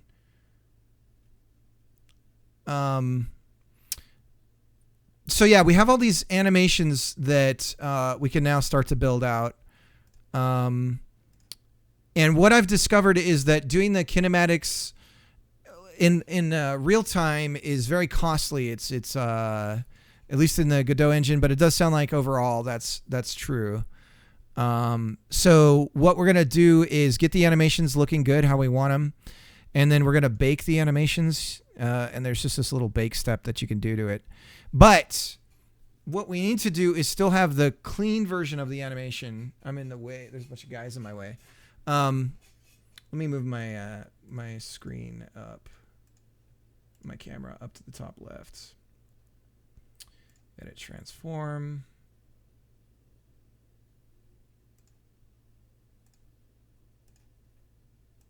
Camera 3. Transform is top left. There we go.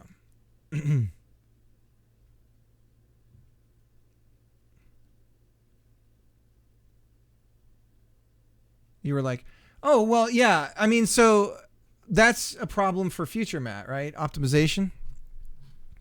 But we were able to have...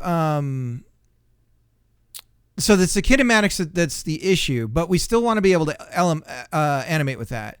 But yeah, in the old system, in the sprite system, I was able to get around 5,000 before we were running into problems. But this was much lower. And I thought it was the sprites. That's what I thought it was. alas, it was not the sprites. It was the bones, right? Like, I think that's maybe what you were saying, right? But the kinematics is where you lead the position of the bones with some sort of point in space that it's following. So all we got to do is animate that way and then key it on the rotations, and then the costs go away. And so that's what we'll do when we bake. Then but we have to build some systems in place so that we can do that quickly, that we can animate that way quickly. Because if we go back to like the bump animation here, so right now inverse kinematics is off, so it's not animating properly. So what we do is we turn that back on, and now the bump animation looks like how we would have it. So there's a bunch of things that we need to get going. But yeah, I mean, you were right, and that it would have cost something. But the cost came way too early, in my opinion. So we would get around 140 guys on the screen, and then the frames would start to get impacted, which was way too early for my tastes. Now we're around 300, but that's still too early. So we're gonna have to get that worked out. But again, this is like, we can do things to cap. And I think that when you see how many 300 looks like on the screen, it's ridiculous, and you can't see anything anyways. So if I were to show that, we could do that. We're going to lose all of our guys on the screen. But if we're spawning those, let's spawn them in. So let me get this out of the way so we just see it as if it was. There we go. And then let's bring up the debugger.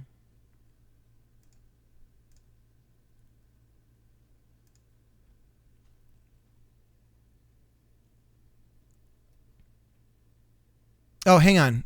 Start over. Kinematics is on. We want to turn that off. Okay, try again.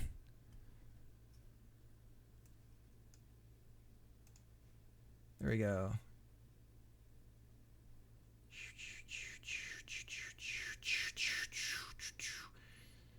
Ba ba ba ba ba ba ba ba ba ba ba ba ba.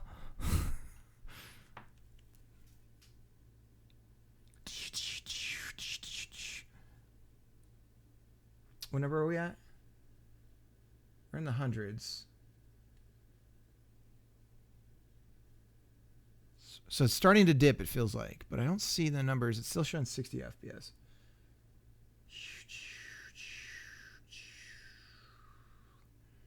There we go. So it starts to fall around 160, which is still unacceptable. We want more than that. But it's quite a lot. It's quite a lot. But I think if we bake, then we're going to see it go even longer. So we could try that actually right now. That's just the weight of this running. So let's bake the animations. And I don't know if we're supposed to match our FPS of the thing, or if it just needs to be a number even to the FPS for this to really work. But we'll bake the walking, falling animations, and we'll bake the land and, well, the idle. We need to bake that as well. And then the landing animation. And let's see if this does anything to performance. So we'll try it like this.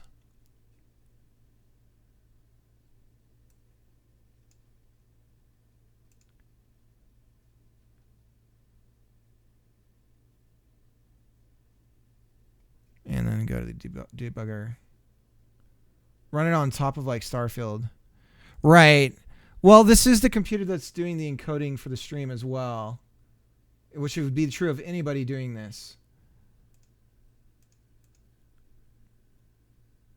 We were actually higher than 60 at one point. We're getting higher than 60s. That's weird. Okay, so it's looking pretty smooth. 130.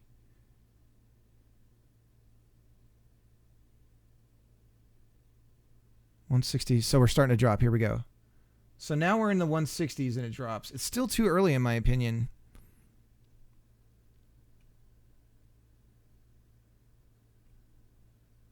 Also, never profile in a defug build because there's no reason that 300 of these should drop your FPS like that. So you think I should do a build and then run it and attach the debugger to that?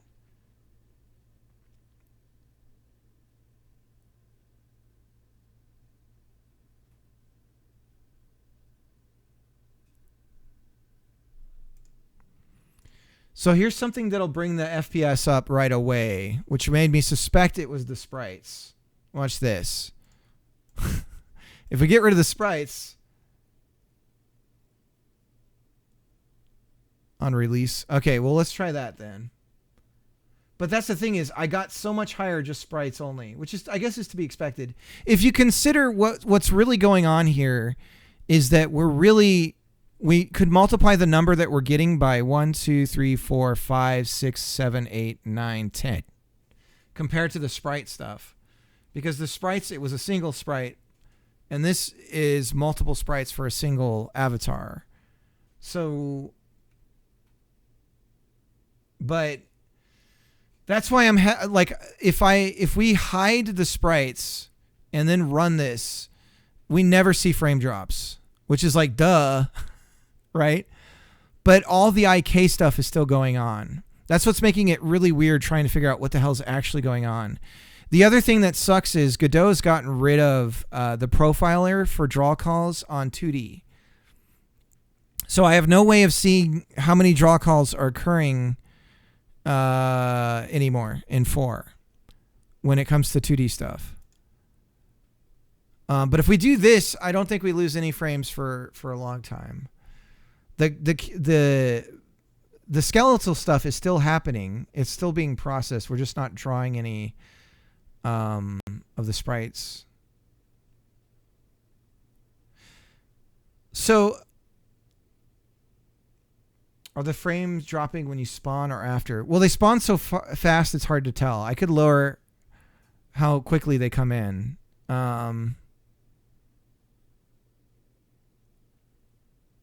No, see, it's starting to drop. So it's the kinematics. It's got to be. Look at that. It's just a little bit later. I don't know. We could change the speed at which we're spawning, because maybe it's just happening so fast. I still haven't done your suggestion either, Colin, of caching the avatars. I had a question about that as well. How do you cache things and not have, when you're building the cache out, that be the reason why you get the frame dips? How do you do that? Is that another thread that you build it on?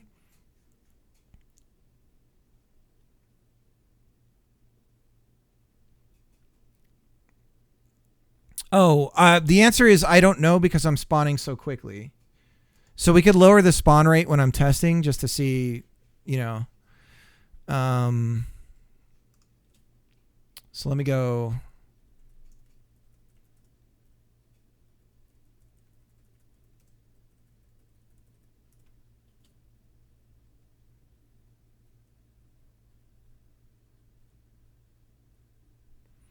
So we could spawn one every second, but it would take a while to get to the threshold that we were seeing. And I could also do it with a button, right? So we could manually spawn. Let's bring the sprites back in.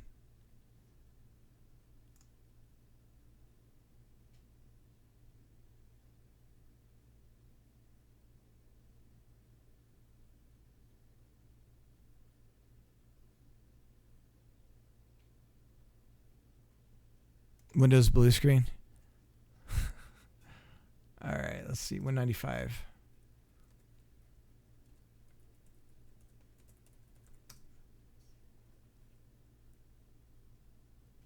Do we have a good image?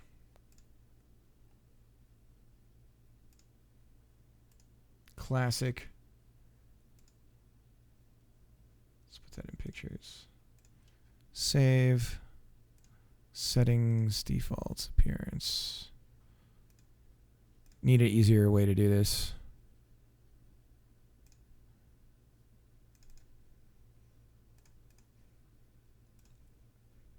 There we go. Looks like mud though. Look at that. Is it really an issue with something else? No, it's still going.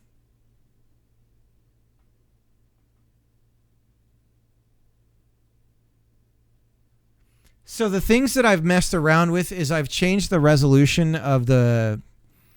So right now we have sprites that are MIP mapped, starting at 1024 by 1024. It scales down to 10 MIP maps. The smallest being what? Like 10 by 10 or something.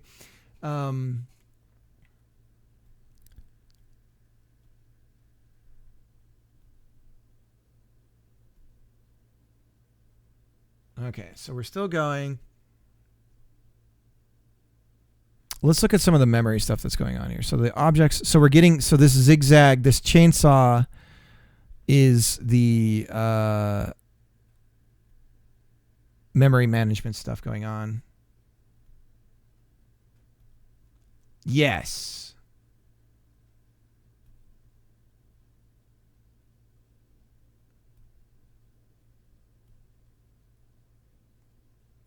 So it is a packed scene, but we are instantiating one every time a new thing is created. That was my question to you. I think that's when we cut off, when I was asking you that. Should I just instantiate should I instantiate thousands of these and not add them to memory until I need them? Should I like bulk up with like 1,000 of them and then we'll see what happens to performance? And then I just add them to the scene when I need them? Is that...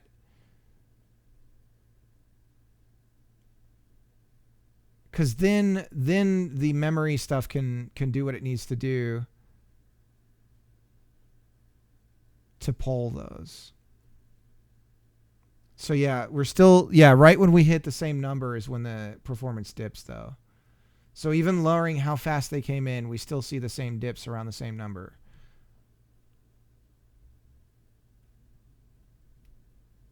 So when you say pull, what do you mean?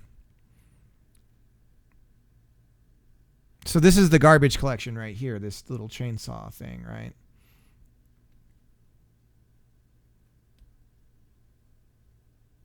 I mean, to me, it's not that big a deal to just say cap it at 100 to start with, and then I can deal with the memory stuff later. But I know, and you know that this can be way better performance-wise. And I know that if I do the work to make the performance better, then on lower end machines, it'll be better, and so on and so forth, right? So it's work worth doing.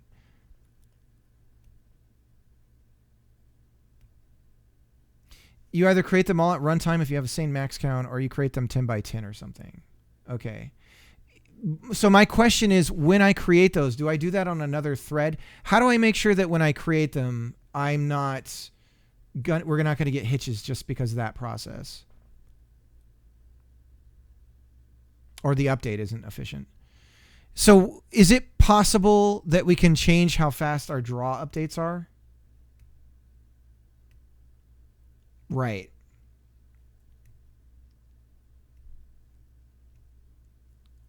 So I should be able to...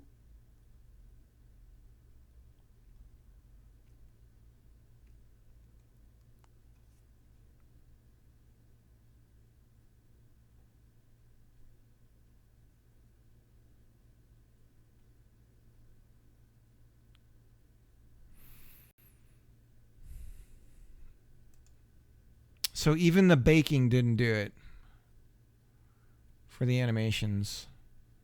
That wasn't it. The kinematic stuff did affect it a little bit, but it wasn't an extreme gain.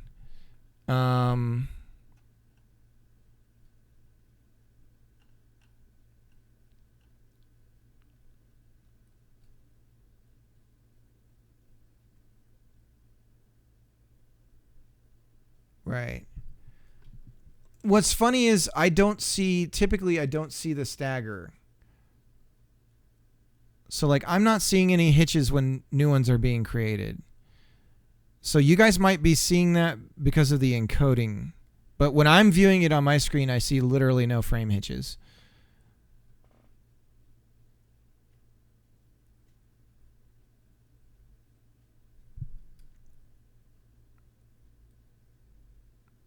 I haven't messed around with stream avatars now. But like I said, when I was originally doing sprites only, I could get around 5,000 before we had any issues.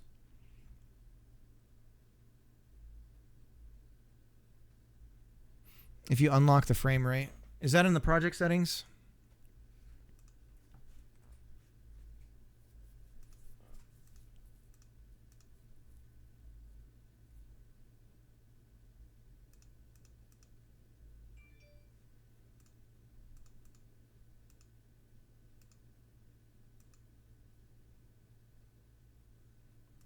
Max FPS is 0. No limit. VSync.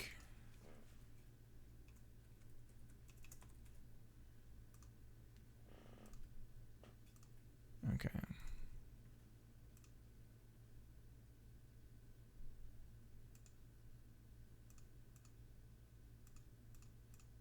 Yeah, you're right. We're in about 3,000.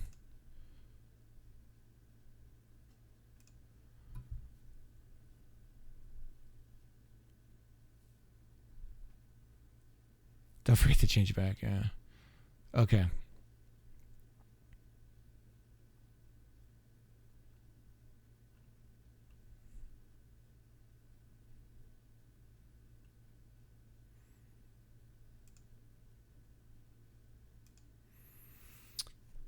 I mean, realistically, let's just do a search for stream avatars. Max avatars. I bet there's some limit. Because I see stream avatars when I'm watching like L's stream. Mine, like if there's a lot, you'll disappear sooner if you're not talking.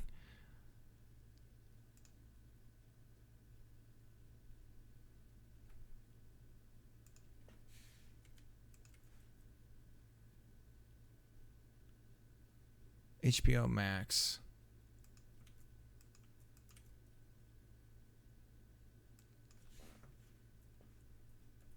I guess I could open it up and look at it.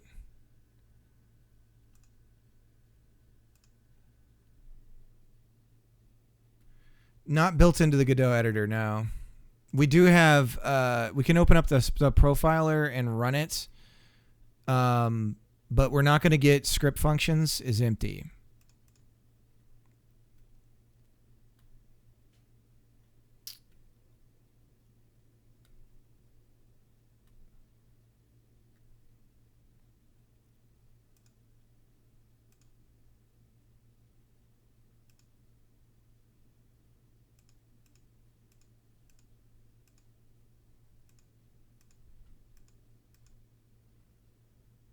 But physics frame time and process time. One thing that we could do is, do you still have the details on the Godot function, nodes and stuff? What do you mean? When you say that, what do you mean? Do you mean when I was in over on monitors?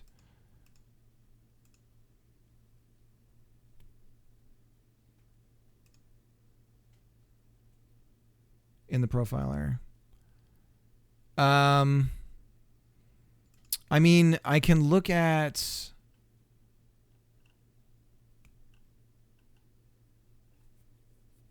the number of objects and nodes and things like that, so I could see the objects and node counts. And then resources. Visual profiler, start.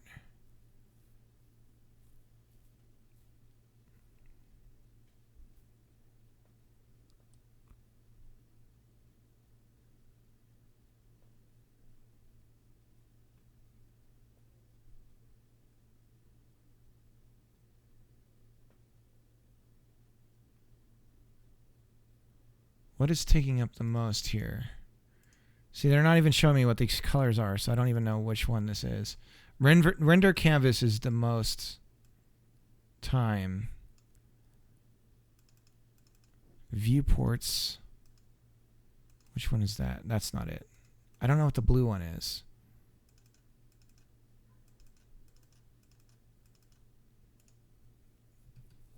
Fit to frame.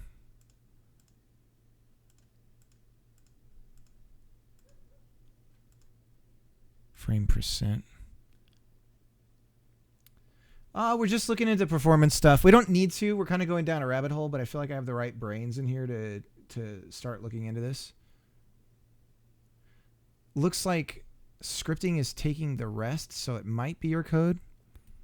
Scripting is taking the rest. Scripting is taking the rest.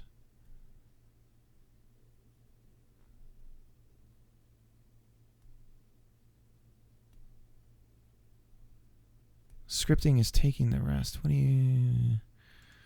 I don't know what you mean.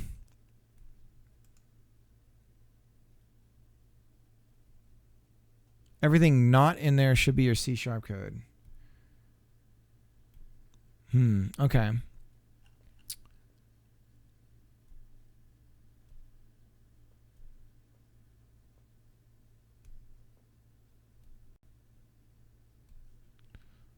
Weird. Let's go see. No, it isn't.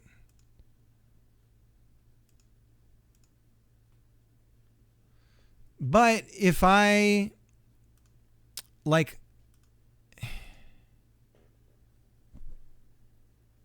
if we hide the skeleton and we hide the sprites, then if it was my code, it should be just as bad, right?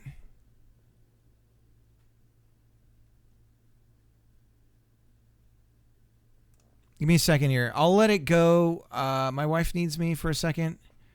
I'm going to let this go. Give me just a second. We'll create guys a lot quicker. The same code would be running. So weird hearing that in my voice.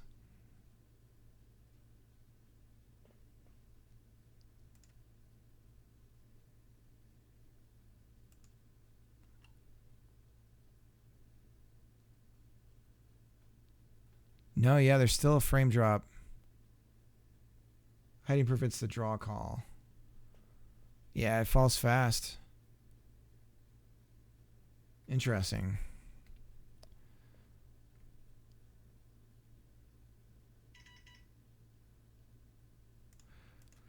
Okay, well, hang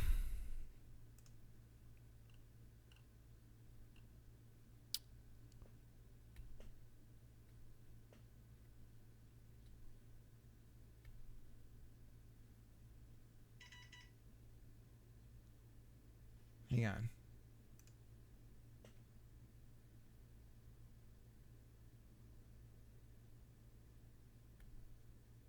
Oh, there was a wasp in the bathroom. She found it.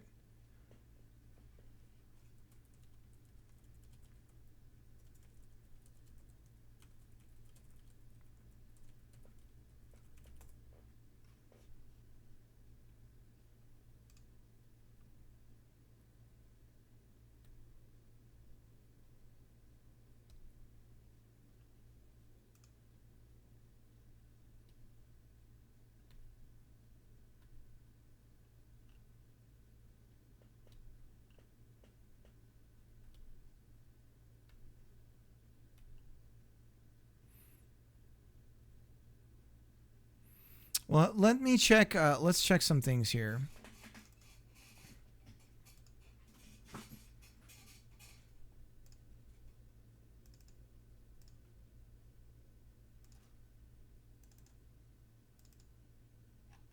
Here's all the avatars. That's not enough. Okay. Let me bring him back. And so right now I have in the skeleton side of things. Okay, so we don't do it on a per bone basis.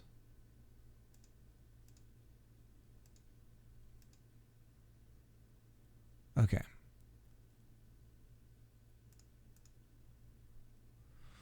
I mean, this is interesting. There's a lot.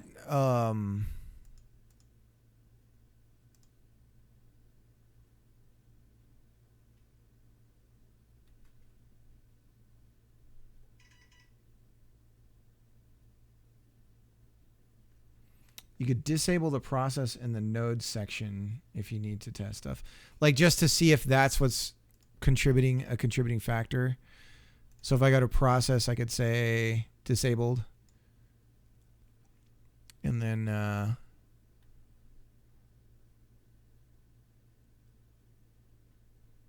why is it still going then?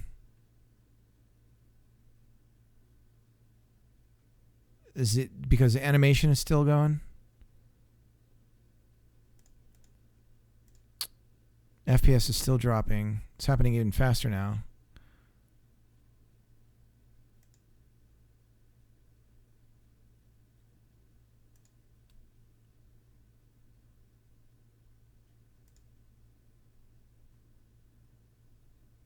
And there we go.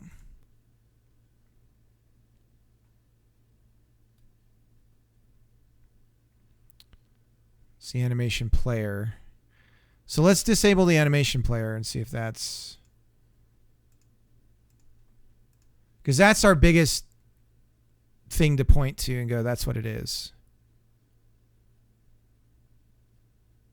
And that's... Frames are still dropping. So that's not it. Right.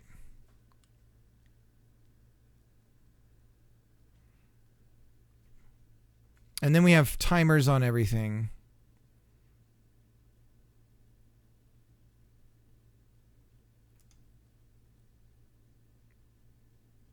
Physics can be.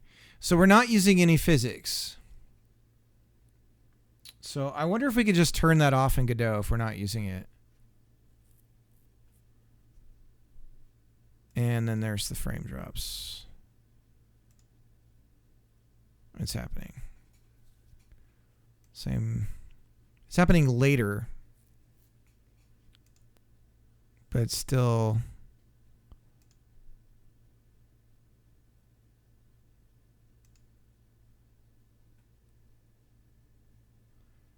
How am I moving them? Tweens.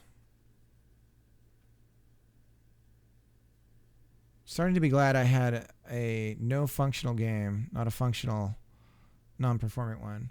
Well, again, these are extremes that I'm trying to test, but agreed with Colin and others. I need to make sure that we do have performance, right? Hang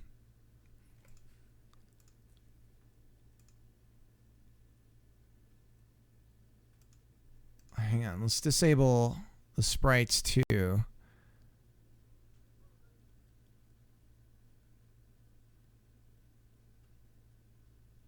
So all the movement is tweens. So could the tweens be effing things up? Because those, see, that what we know about tweens now in C# land in Godot is that tweens are part of the garbage collection. So every time we're doing a move call, we're adding to the garbage collection. So maybe we should be doing the movement on differently. Because that does build it builds up like tremendously fast. This is what I was talking about, Colin, when I was saying that one of the things I liked about doing it in GDScript was I knew when these things were happening, they'd immediately release. And in C# land, it puts it in the garbage collection. So it just sits there for however long it feels like it until it wants to flush.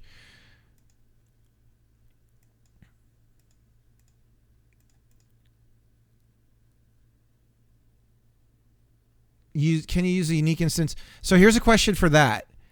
Can I have a single tween that I run on multiple things? Is that possible? So can I have one tween instance and use it for all of the sprites? Because if so, that's how I want to do it. I just didn't think that was possible. Or do I do it on a scene and put the tween in the scene? Because now you can't do that in 4.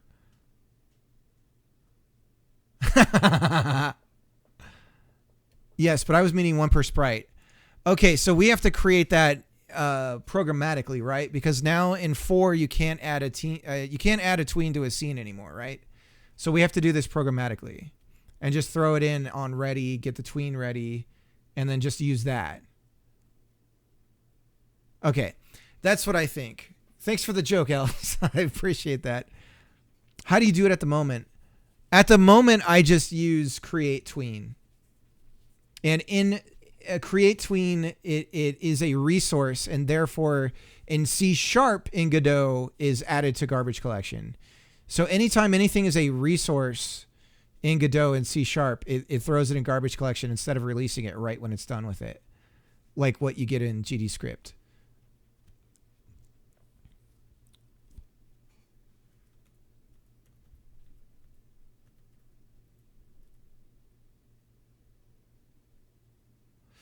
Okay, well, we can try that. I mean, that's a thing we can go down. Yeah, but when do you delete the tweens? Those are whenever so we just kind of cycle through. We have a counter and we go, what do you want to do next? And it picks a random thing. You don't only have 1 tween per active per sprite. Yeah, so only when it's moving is it created. But again, because Godot does it differently in C#, I don't know when Godot gets rid of the tween. Like after I've used it, it just sits there. And then the object count grows as a result of that. That's what I didn't like about it. When I was talking about how I can't let go of things when I want to, I remember having this conversation with you a while back. I didn't like that. I don't like that I can't handle it all myself. Right. C# tween is a wrapper of, so if you go to the Godot docs for C#, or you look up resource in Godot. So like, let me show you the thing that I read that made me realize what was going on. Cause I just saw this explosion of resources in my projects using the same things, but in GDScript. And I was so or in C#. But if we say resource,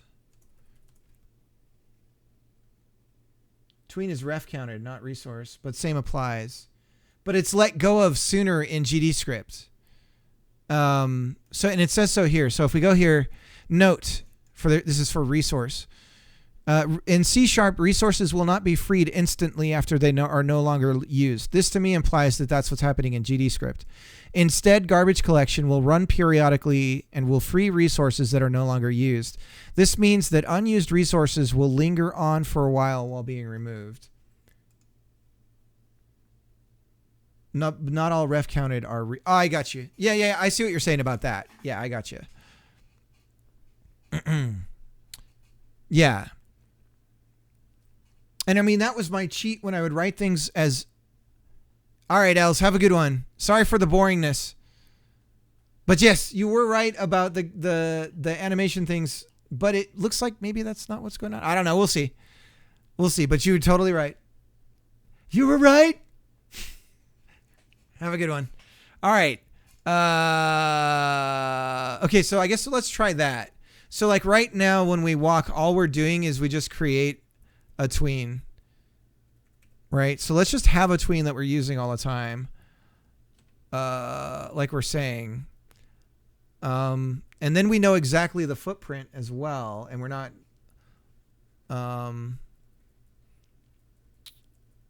So we can't use...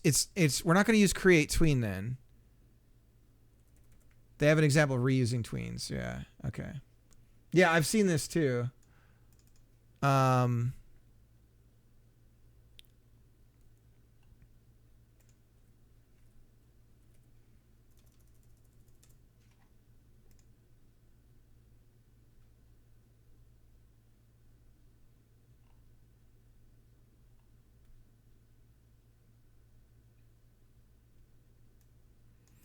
Tweens are not designed to be reused, and trying to do so results in undefined behavior.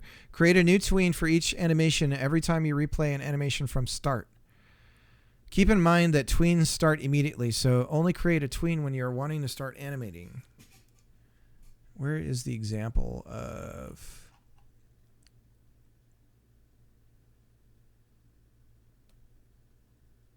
scene create tween or node create tween. Tweens created manually, i.e. using tween new, are invalid and cannot be used for tweening values.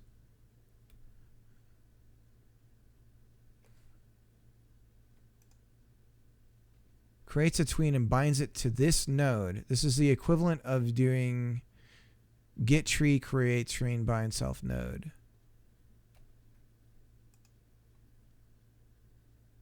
A tween animation is created by adding tweeners to the tween object. So how do we hold on to it if they're saying you're not supposed to do that?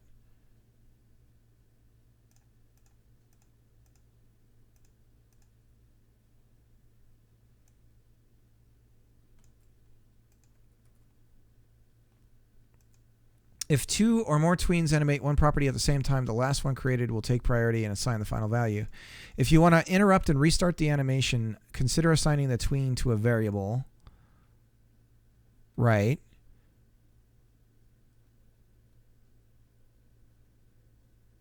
Yeah, I've done this before.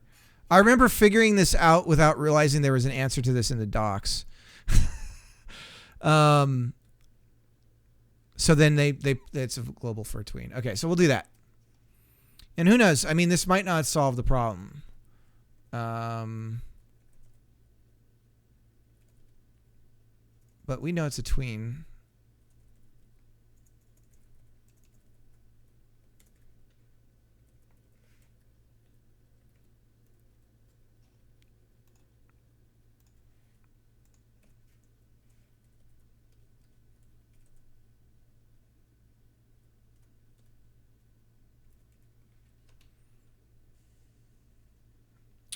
Yeah, we're only going to be, I think for the most part, we're only going to be animating position doing this.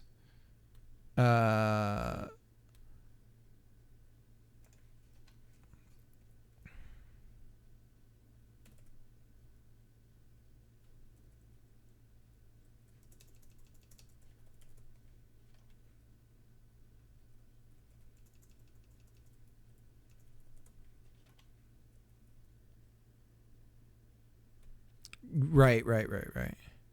But you have to create and kill the tween every time you start a new animation. Yeah. So,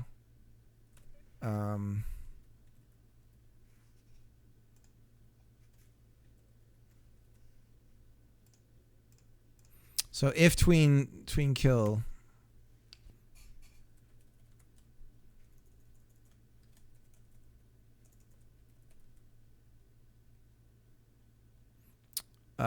But how do we do this if we're in C#?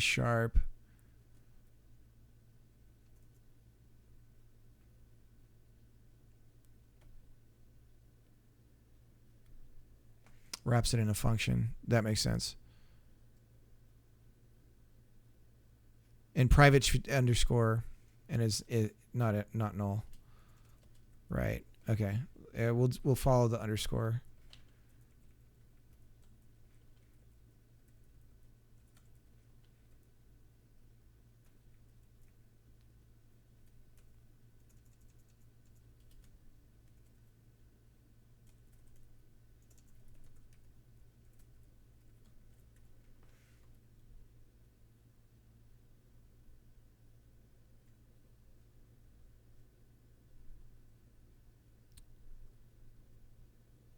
Then they create a new tween. So they're doing create tween. Okay. Why don't we just call a function called create tween then?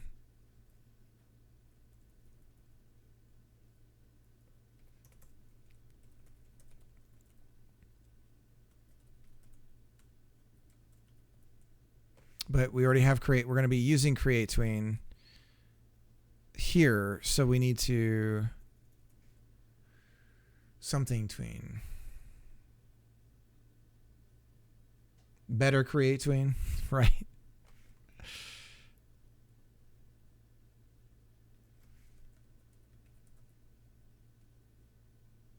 Create fresh tween.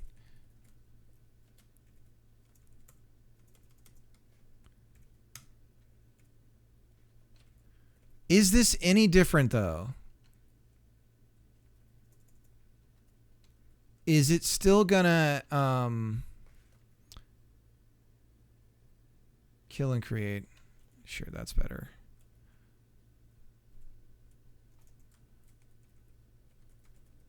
Because if we have to do this,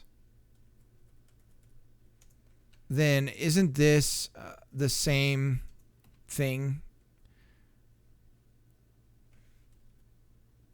Or,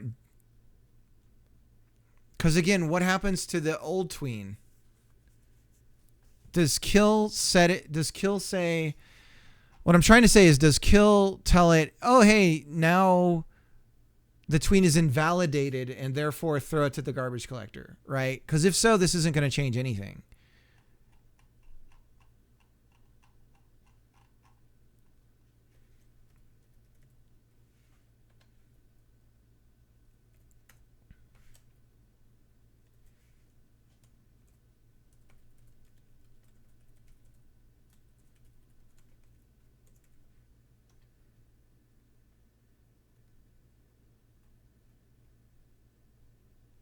That's a fair point. Fair point. We could have just gotten rid of the tweens.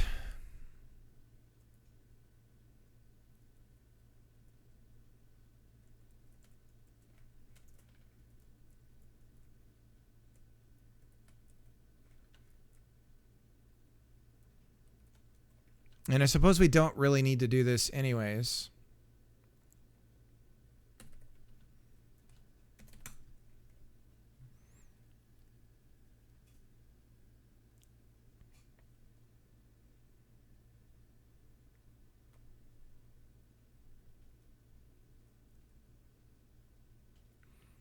I mean, if it is something about this, okay, let's get rid of the walk tweening, right? Let's just get rid of it. And we'll get rid of this one as well.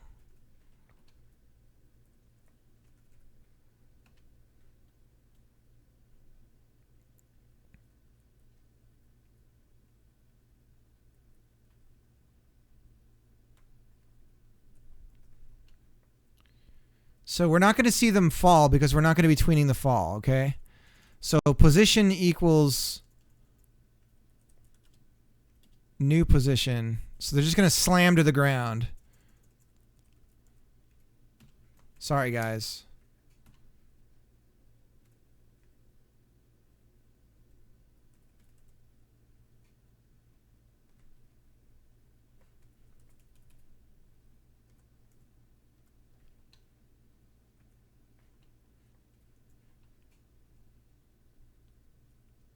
What the hell?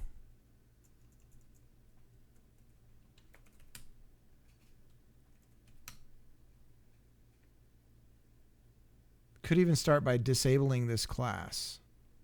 You mean the avatar altogether? I could do that.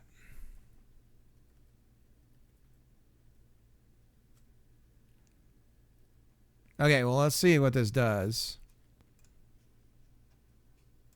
We'll know pretty quickly.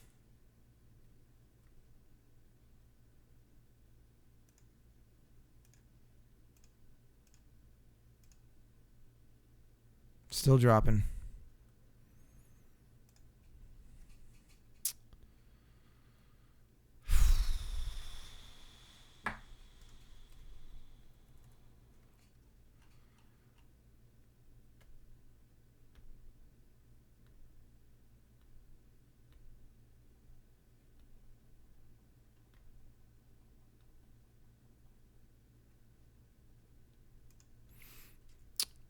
I am loading file information on each avatar as it's spawned, so that could be doing it for sure.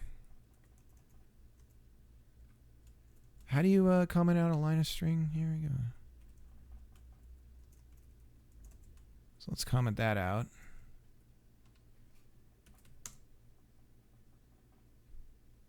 For character.cs. In the process for character.cs. What's character? Character.cs? Oh, you mean the avatar?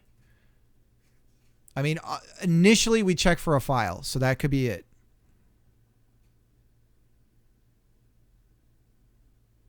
Oh, no problem. Nope.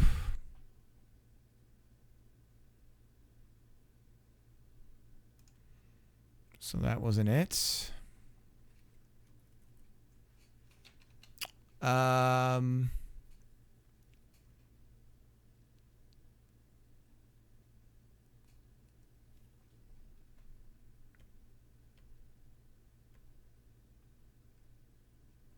Let's go back and re-enable all of our processes. Inherit. Disable the process of the avatar. This way we can make sure that it's not caused by this script.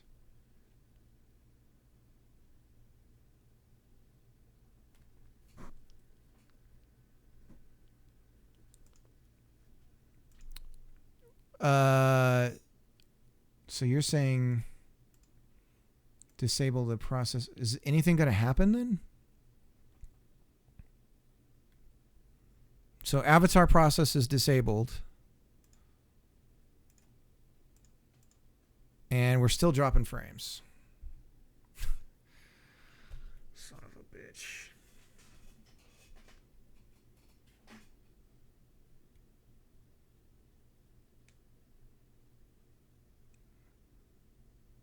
That doesn't even make sense.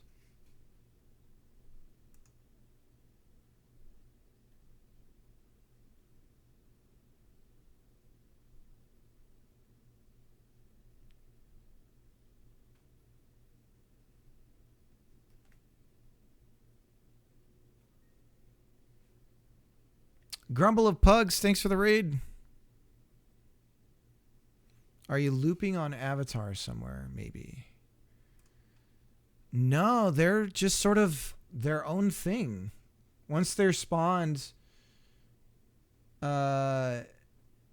it's only when a chat message comes in does it go, who's this, what avatar is this for, and it sends it to that avatar. So I have an array of a lookup basically of just avatar, like your Twitch ID, the number ID that's hidden, that points to the avatar that it would belong to. And that's when we would relay like a command or something like that that would go. It depends on what's happening. If a game is in control, it'll send it to the game if you've joined. If not, it goes to the avatar. And the avatar is its own thing. But there's nothing looping through the avatars except there's a timer on the avatar to create like the random behavior. That's the thing that's sort of looping inside the avatar. A timer runs, and when that timer runs out, it goes, okay, what do you want me to do now? And it picks something else, basically. So that's what makes it come alive. Thanks, Raiders, for coming in. Grumble of Pugs, I hope your stream was good. And what was going on? What were you working on? Let me give a shout out. All right, have a good night, Dev.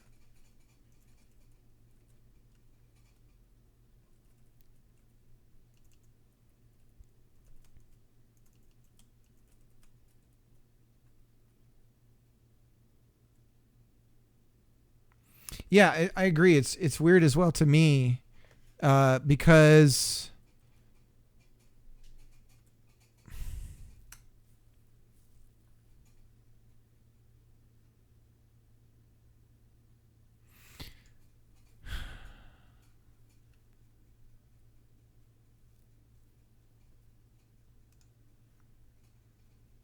working on Megabat.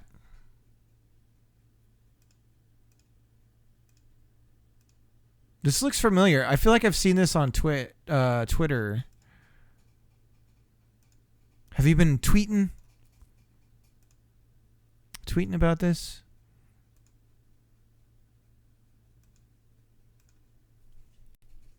There are GIFs below. Okay.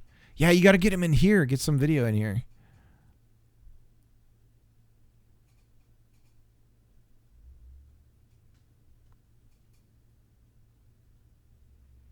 It looks cool. So it's like a room, a per room kind of puzzler.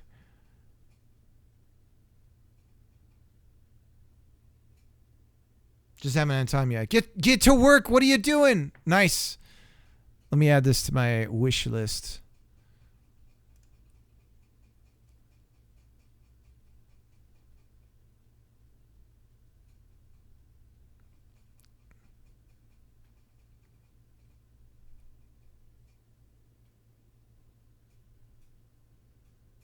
Yeah, I mean the FPS would be even higher.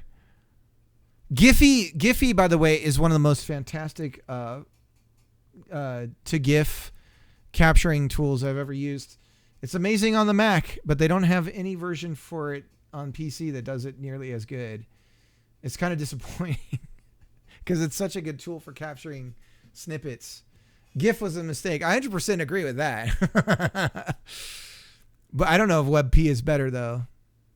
Screen to GIF, is that I'll have to check that out. Unfortunately, all of these GIF tools, we need to just build our own, for crying out loud, because they all are like, oh, I could do 60 FPS if you pay. I'll check this one out. I use GIFski.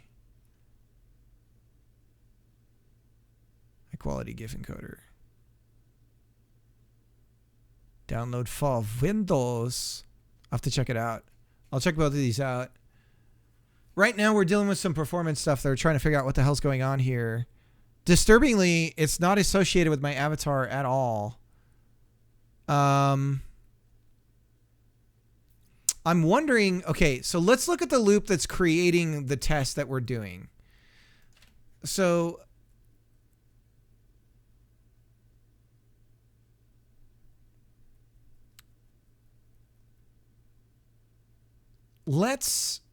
so we're spawning a chat message. All right, yeah, you too. I understand the raid and run.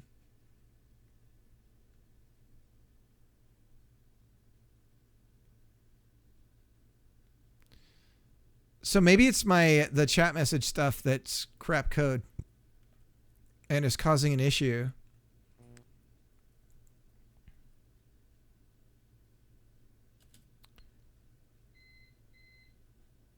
And you know what? It very well could be.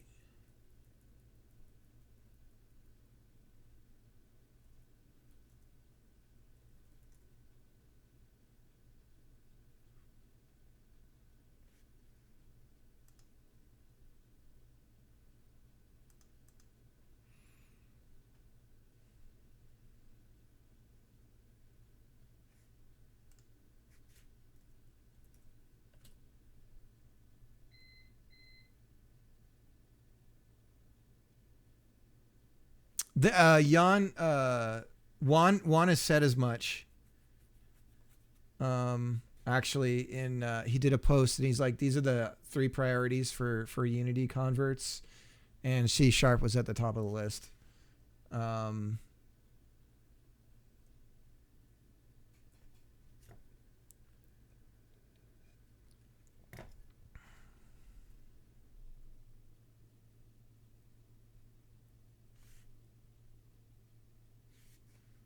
We don't want game. We want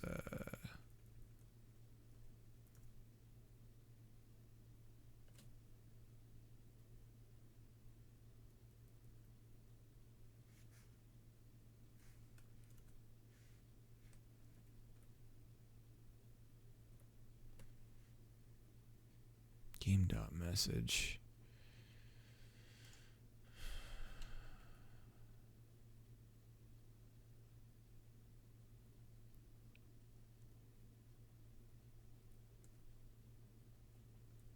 We're awaiting a process frame.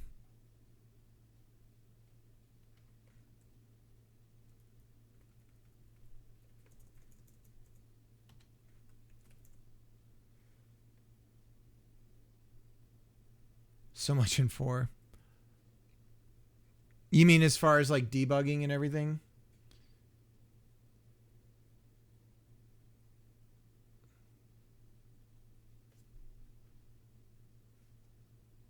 I'm just going to try this and see if this is a factor. So normally when a message comes in, we have to wait for a process frame because the Twitch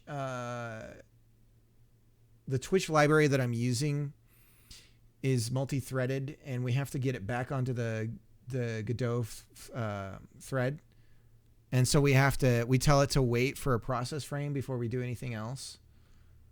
So I'm wondering, because I'm spawning on my own, it's on the Godot thread already. I'm wondering if that's part of it.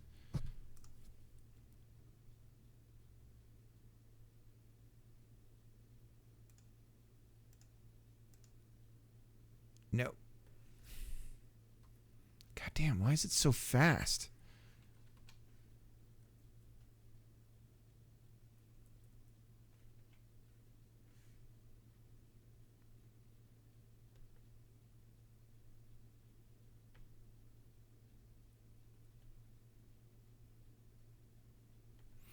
All right, let's get rid of the instantiation and adding of the avatar.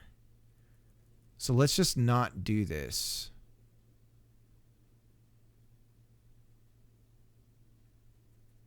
And we'll just see if it still happens.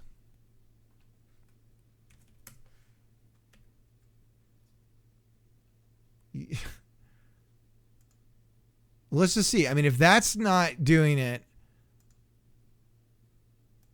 what the?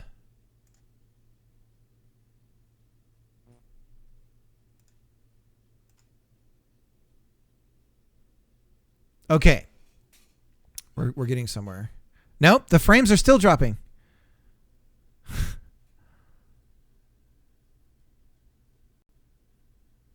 Not as quickly. Number of objects is still building.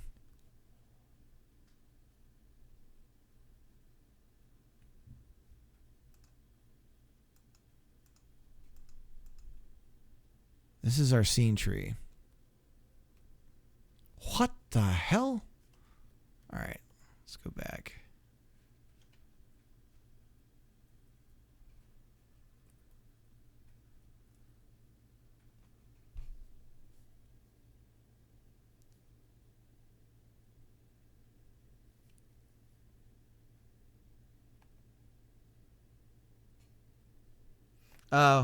There's nothing in the scene tree. It's just a pre-built. Let me get myself over to the top right.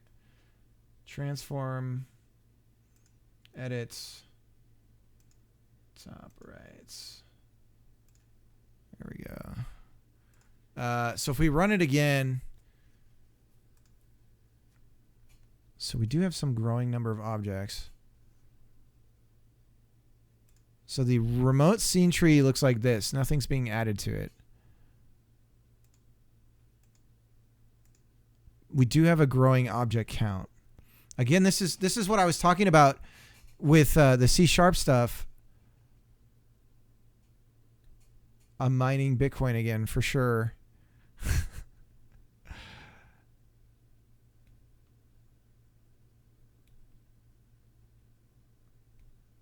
Our node count isn't growing.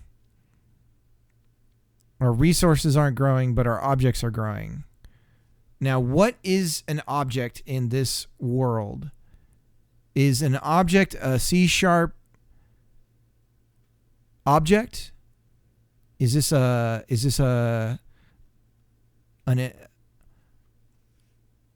everything Godot basically? But I'm not. I'm like, I'm trying to stay out of Godot land as much as possible. See, we are creating a timer repeatedly here to. So this is part of it. This is creating an object every single time we create a new, not a node, but object equals ref counted. So like creating a timer is going to do that. So it's probably the timer, because there's literally no step in this loop, because this is our loop right here. So that we are creating a timer for the loop. Nodes are objects too. There are other classes that inherit object that are not ref counted or nodes.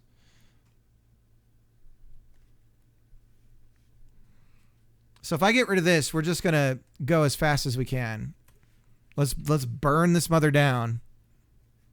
Let's reload. It's just gonna be a massive loop.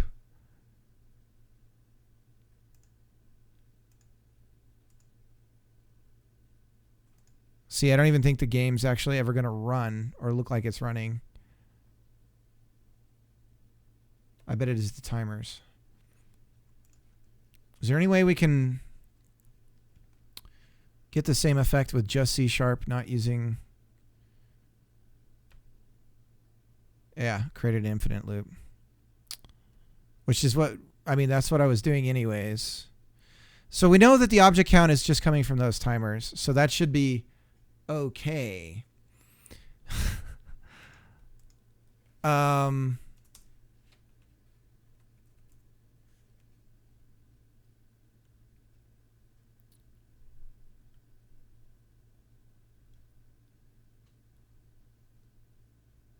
I guess what we could do is just add a timer to the main scene and use that to eliminate that as part of the...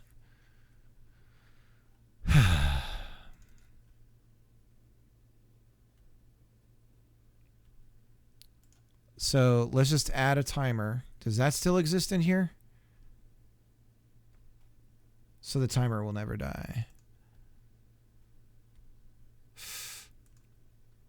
Because you're inside ready forever. Is it happening? Oh, son of a bitch.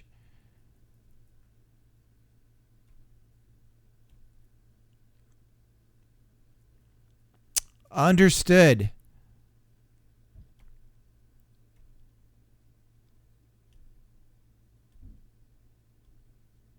So we could do it on a per frame basis. It could be buffering. Did I do anything? We've lost no frames. It's you.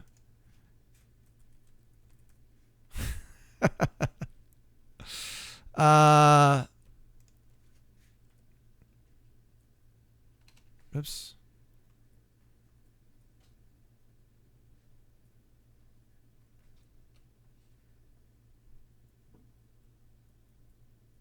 Process frame to wait for the next frame. Let's just do this on the process step.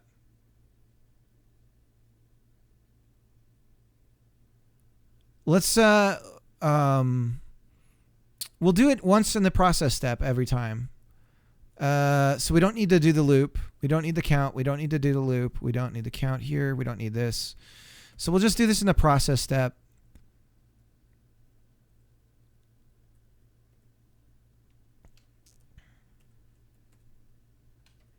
So we'll add an override for process.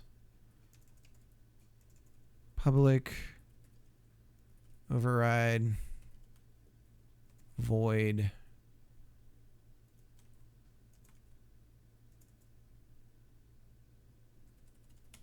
process. Paste it in. Oops.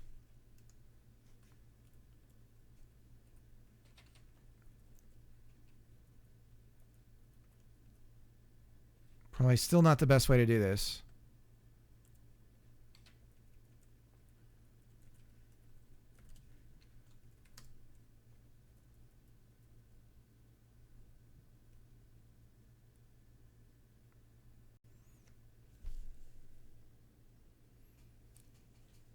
Well, I need some way of... Okay, we'll create a timer. Okay.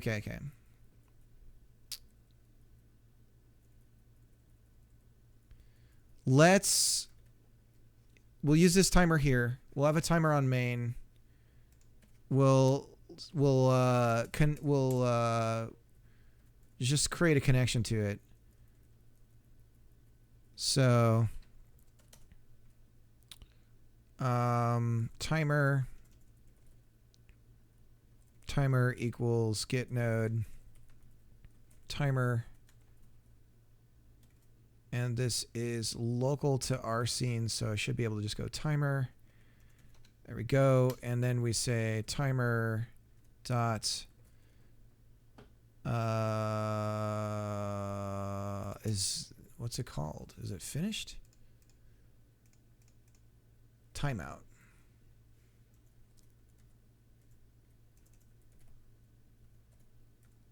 Plus equals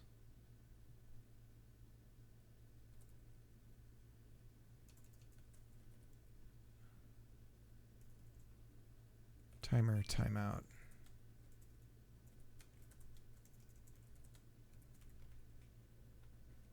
Then we copy this stuff here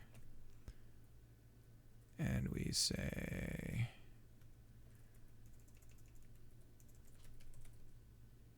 void timer timeout. Thanks, guys. Wouldn't it be funny if it was the loop this whole time that was doing it, which it appears that it may be.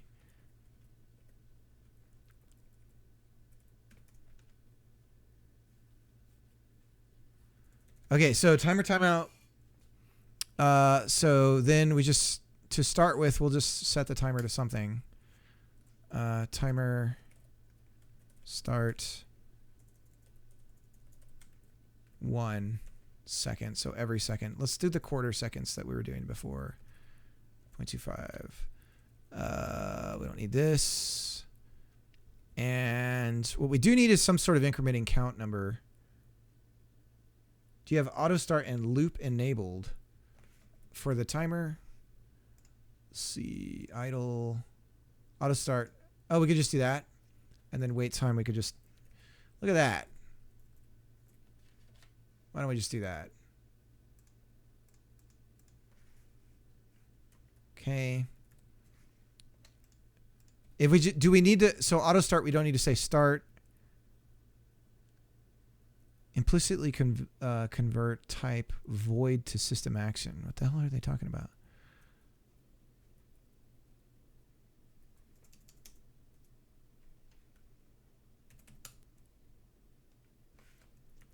Repeat. Is there a repeat? So if it's auto start and it's wait time, it just keeps going. It does it again and again and again. Then that's all we really need. Can't see. Damn it, my face is always where it needs to be. All right, I'll put it to the bottom right.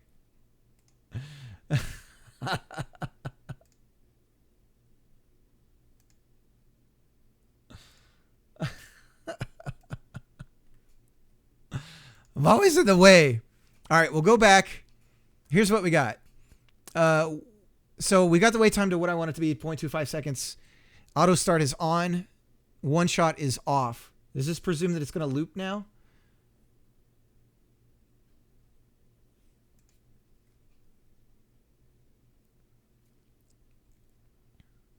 That's what I want to say. Thanks. Okay, no problem. LGTM. What the hell does that mean? What the hell does that mean? Cannot implicitly convert void to system action. So is there some sort of timeout? Does timeout return something? No. Emitted when... What is it talking about? Private void timer timeout. Cannot implicitly convert type void to system action. What are they talking about?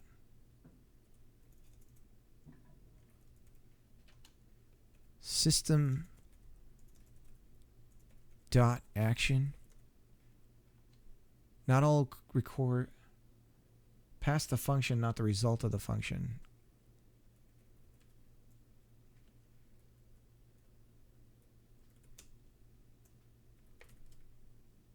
Ah, okay.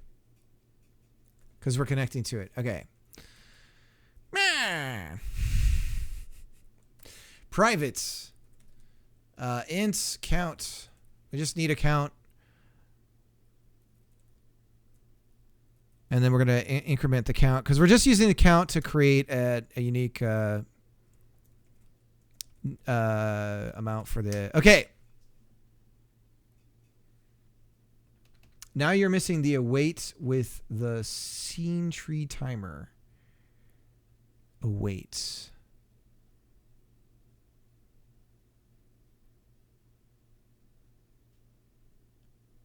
Scene tree timer.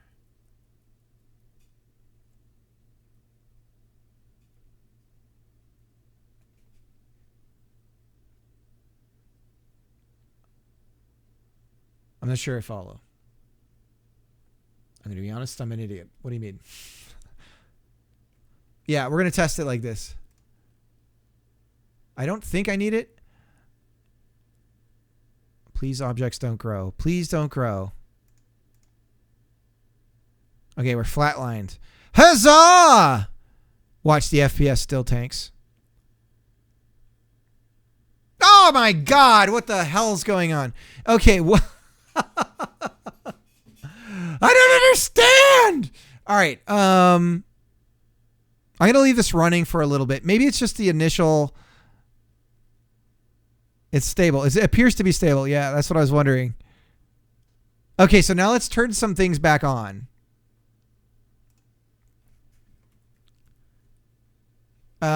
So all we're doing is doing this game message, and this is what's creating the avatar. So let's recreate. Let's get the avatars creating again. Okay. So maybe this was the problem the whole time.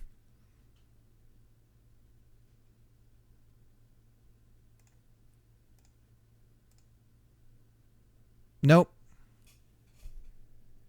Son of a bitch. Well, we found one growing objects. I swear that the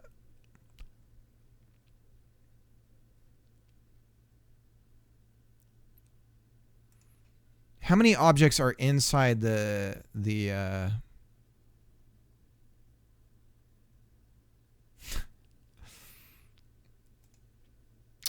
well, we're using a timer inside the objects already. You are spawning the avatars.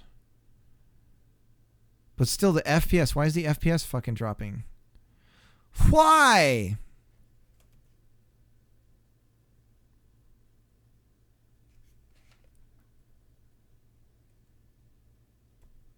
And take draw calls, which I can't check anymore because they're 2D draw calls. Try spawning 301 go. Okay, so we can do that on the timer timeout. Before doing that, I would try spawning 301 go. See if we're creating new objects after that. Good point. Okay, so then what we'll do is we'll turn off the one shot. We'll turn on one shot, and then we're just going to loop in here while count is less than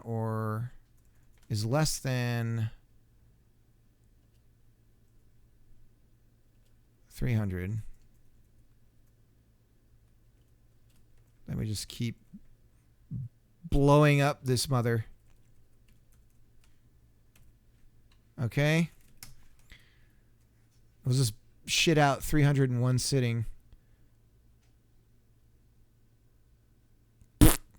Okay. Let's see what happens. Let it run for a little bit. We drop down to 70. We flatlined. Is the garbage collection going to fire?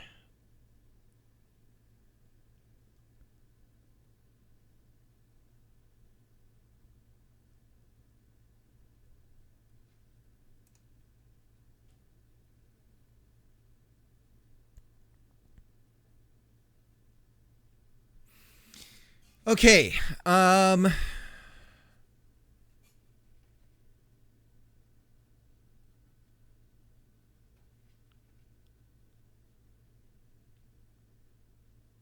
Yeah, we don't have a leak. Or there's nothing in the object that is Let's turn all that stuff back on.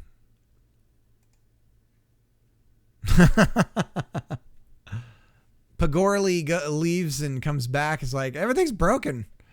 All right, let's turn that back on. We'll get all the tweening and stuff back and running. I don't think the idea of creating a single tweener for the scene is going to do what we think it's going to do. I think we'll have the exact same problem as far as rogue. It's going to create, this is going to create objects. What did Colin include? Well, that was totally for sure. I love that he leaves for like 5 minutes and comes back. You think it's more related to rendering? Well, interestingly, if we disable processing on animations, skeletons, and the sprites, this still happens. So I don't think that's what's going on. But it's possible. Anything's possible. Let's get the animation thing that we were doing. Kill and create tween. So before we do tween, so let's do... We'll just get the new tween way going, and then we'll see if this helps at all. But I doubt it. The name tween does not exist in... Okay, so... Kill and create tween before we do anything with a tween. Okay, and then we'll do the same thing up here. All tweens will be tween now. All right. So we should be back in motion.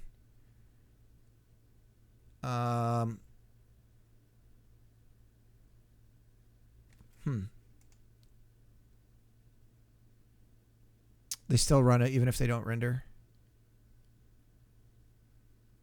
Where's everybody?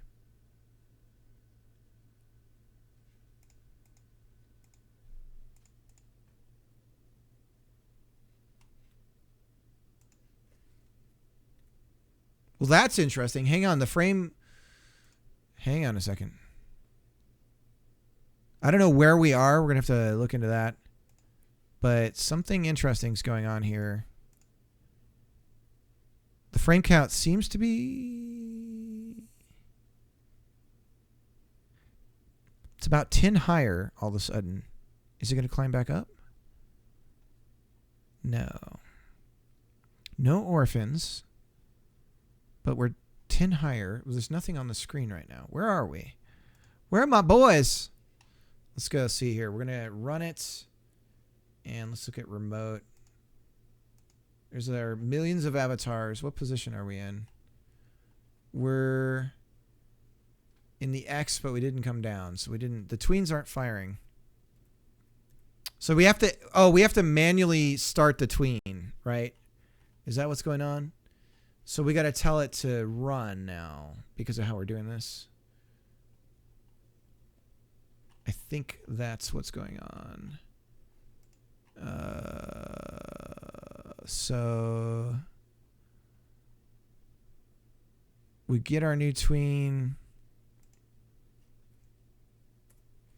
Yeah, I think we do. So we say play. And then on this one, we say play.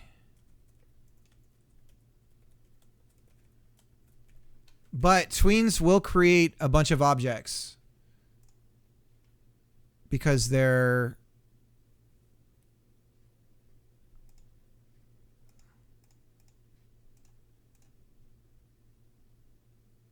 So now theoretically a bunch of tweens are firing even though for some reason we didn't come down to the damn screen.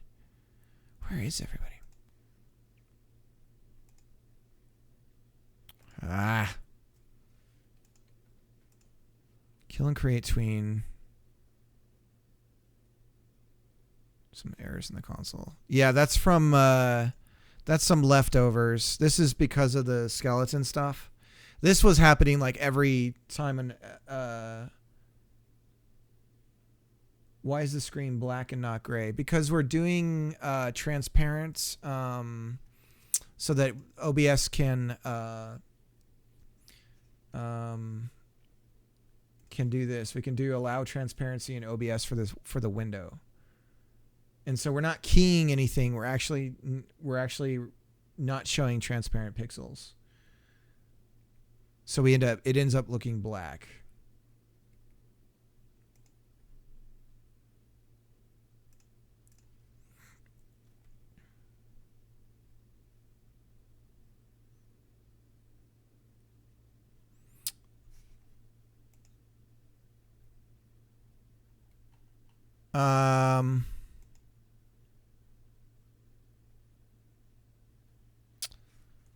Let me go back and really quick. We're going to read about tweens again here. So super fun times. Play resumes a paused or stopped tween.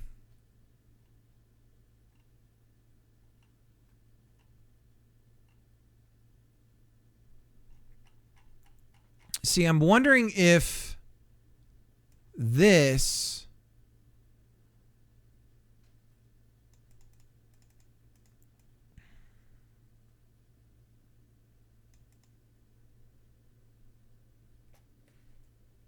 if we should return on the kill and create tween, if we should return a tween. I see him. All right, let's just do create tween. Because for now,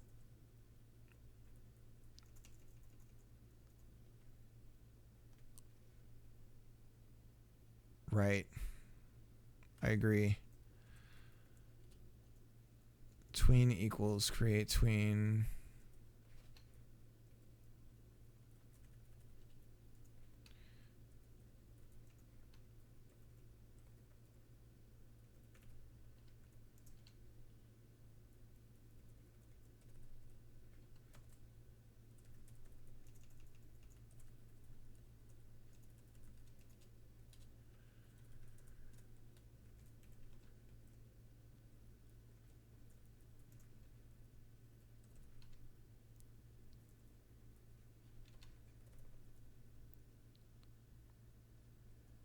See, this is the kind of thing I'm talking about. I should do 27 down and get right down to tween. That's the stuff that I'm not like the best at Vim at, and I could get a lot better at that stuff. And like if I did 26 up, then I could get rid of this stuff because I'm not using them and be done with it, right? So that's the kind of pro level shit that I'm not doing.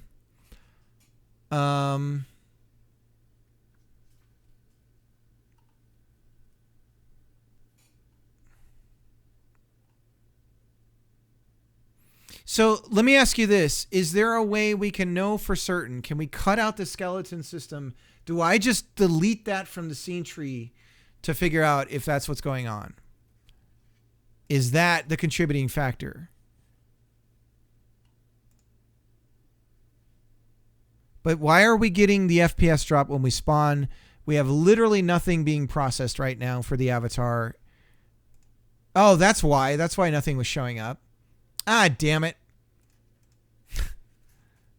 Let me go back. Let me see if this was working. Maybe this was working the whole time.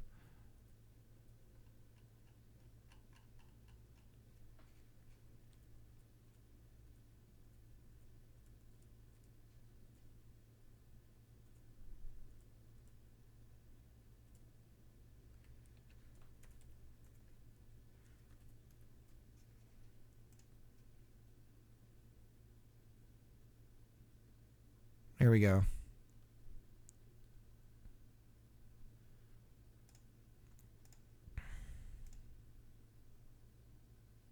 So that does seem to have fixed the spawning of more objects. It's not happening as often. It's still happening. Our frames have dipped down to 33 now. All sets of the sprites are active.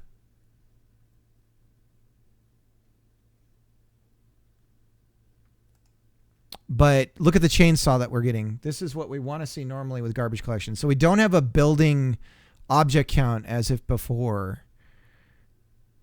So this is the garbage collector. Dude, I'm starting to wonder if create tween has some sort of flaw in C#.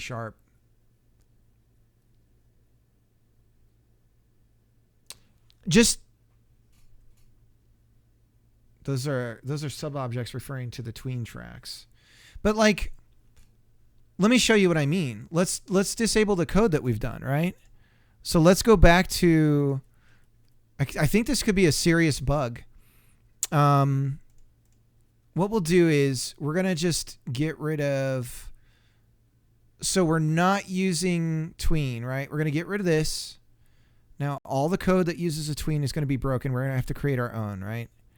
So now if I go in here and I say tween equals create tween, and then I say that the same thing here, watch what the object count does.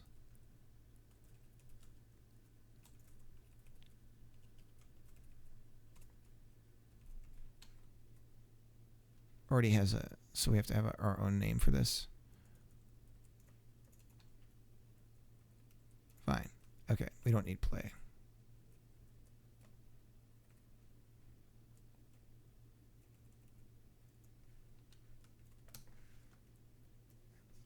But watch now. Failed to build. Oh, this is because of this deletes 6. Okay.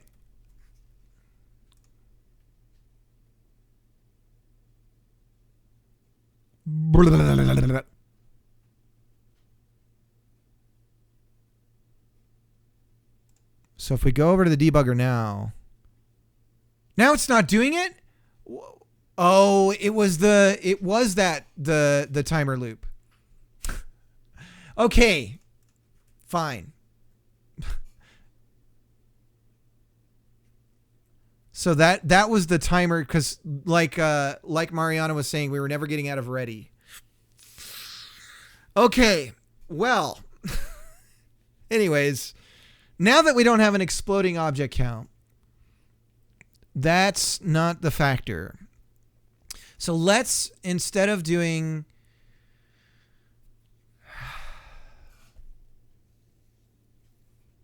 let's delete the skeleton, right? Right, exactly. Now for the real issue. Now what I'm wondering is, if we can key with Animation Player the rotations on the sprites themselves, and we can create an animation system where we do the inverse kinematics and it saves it to an avatar that does not have a skeleton, can we get that performance back? Right? Is that a possibility? So let's just delete skeleton. See, if we delete related animation tracks, we're going to run into a problem. I wonder if we can rekey. Yeah, it's true, but I don't want to delete the related animation tracks. So we're going to just delete the skeleton.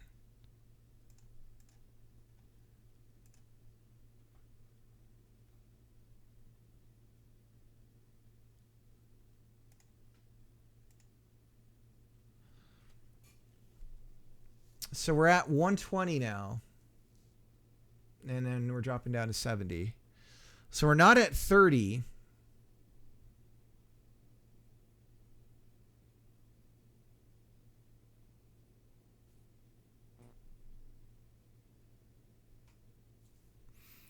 I've got to commit before any of this stuff today. So I feel okay. But yeah, I probably should do a commit.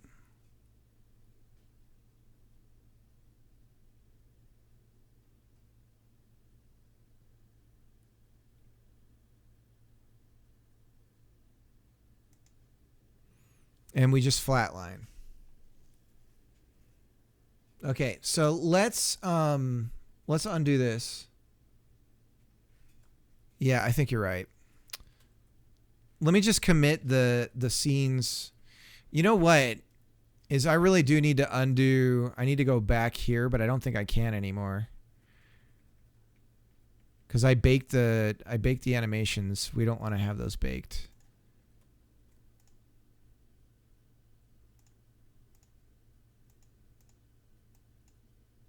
Okay, so this is where we were before.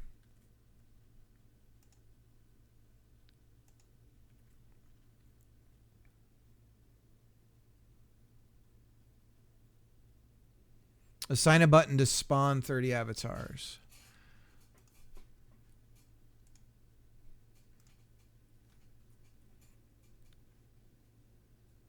If FPS stays good when not adding avatars, then you're good. Then we know that it's... I mean, I guess we know that it's not my avatar code, right? At least in the sense that it's not the running code of the avatar that's a problem. It could be something else that I'm doing wrong. Obviously, I mean, just in my loop that I was using to create them, I was doing it in ready, which was a dumb move. So that was dummy of me. That was exploding our object count because nothing got freed ever.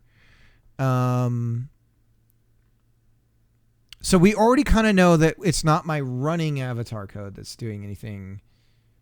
Well, that's not true.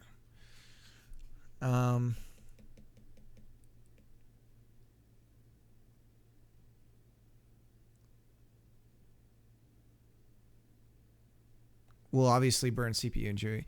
Well, I mean, we entirely disabled the avatars from processing and still saw this problem. So the problem is in code somewhere else. It's got to be, right?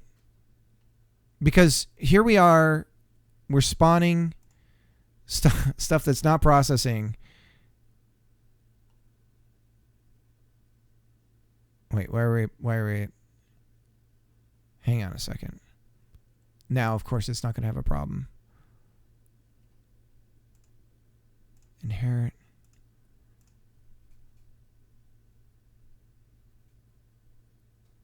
So there they are. Monitors are showing. Wait, why are we starting out so low to begin with? What happened? Oh, because I rolled back? VSync's enabled. That's weird. Oh, it rolled back the project settings too.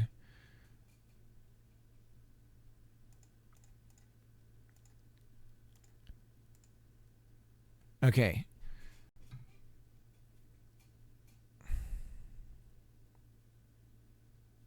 So let's tell it not to process. Disable. And we do gain a bit of frames back. Inherit. We go back down. So we're gaining about 30 back when we disable the avatar process. So there's some stuff in my code that we could work on, right? Possibly. And I think alone this could just be the... I don't know. I don't know if it's the tweens.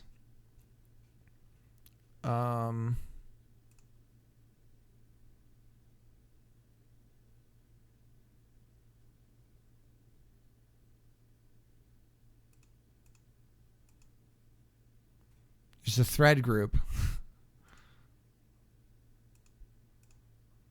Can we change the group? Can we...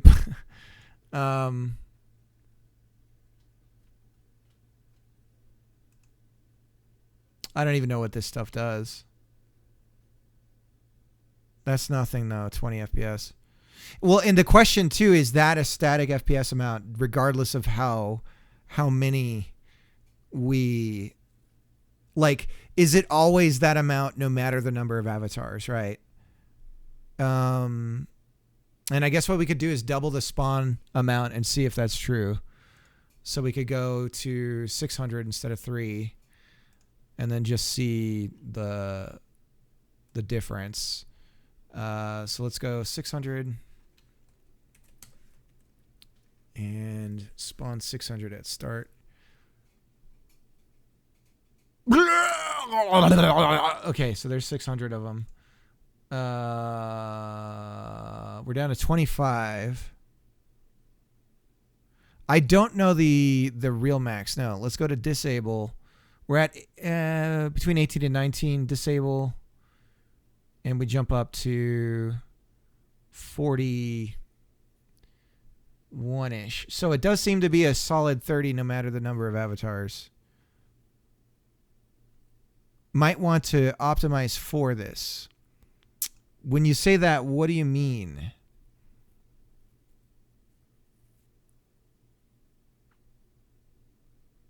Okay, well, this is interesting in alone. Okay, hang on a second. Let's do the spawn count thing again, because it does appear that we can do we can spawn more now already because we were doing the loop silly. Because we were doing it inside ready. So it already looks like we can get more on don't optimize for 300. But my question is this performance, so on my machine it's fine at 100, let's say, right? We don't have an issue. But what if it's a shitty computer? And they're already having to encode video as well, right? Then if I make some effort in this, is it going to affect shitty computer performance? And should I be doing testing on shitty computer?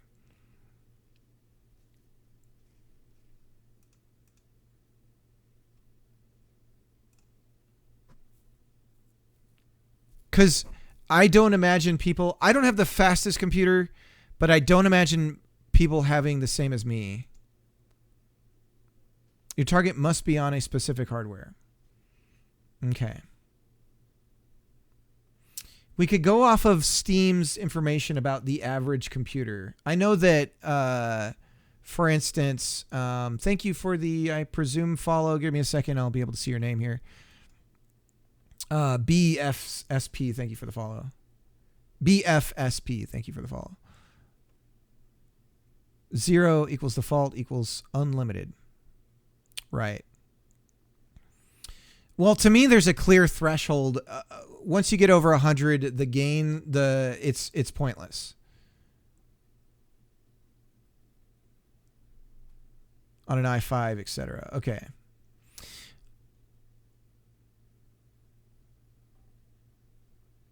You know, I could just, because Els is going to be one of the first guys that tries this.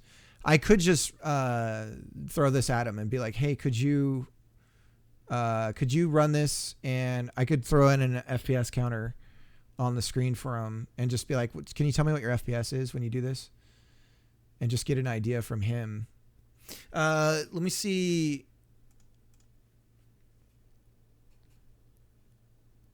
Actually, yeah, I could have him hit this like a spawn 100 one, right?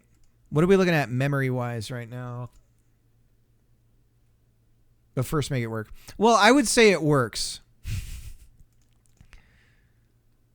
So BSS, that's a lot of memory.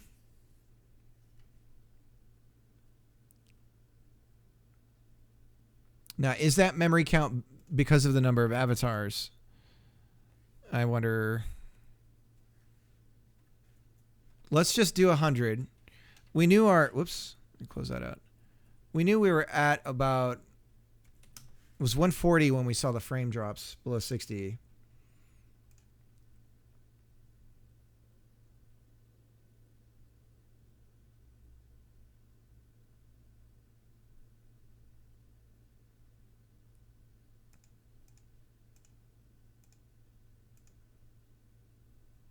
So we're already better off. We're at like 99.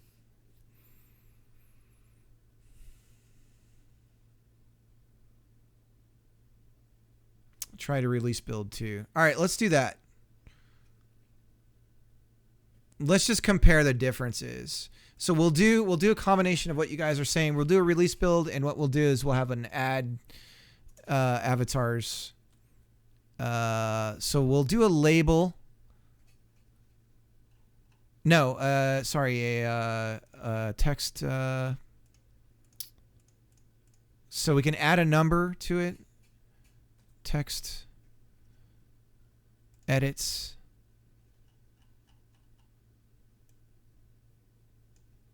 And then a button.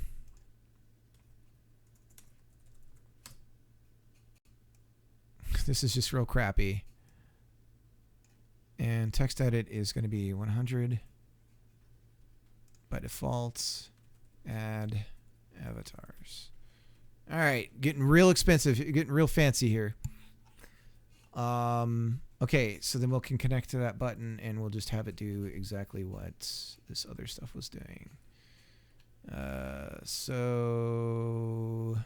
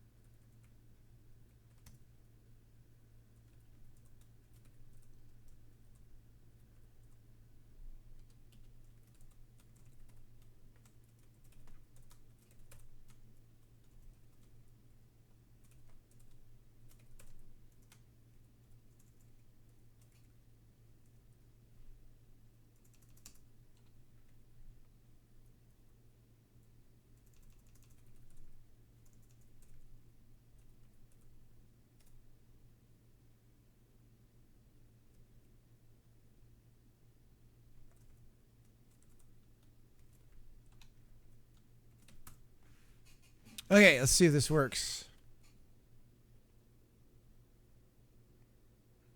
A spin box instead of text edit.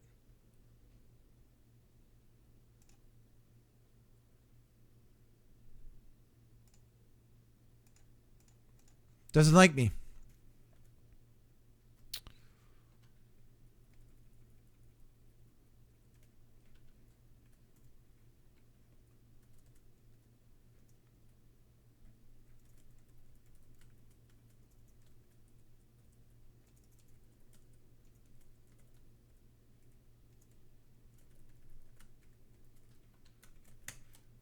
I'm just trying to go fast. Yeah, we could do that. I think that's probably a good idea.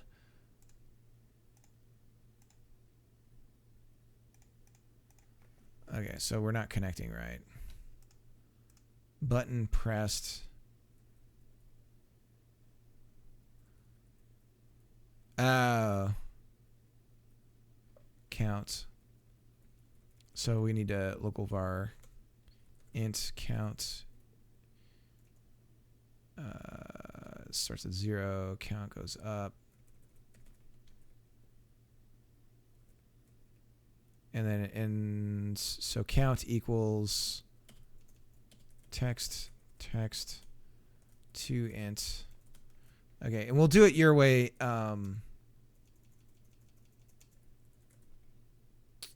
While count, okay. Text to int. This is one of those things when you're watching this stuff, you're just screaming at the screen.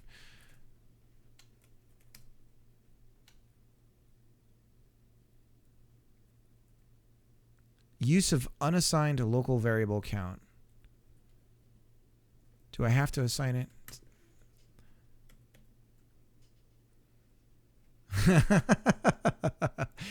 Like, what is he doing?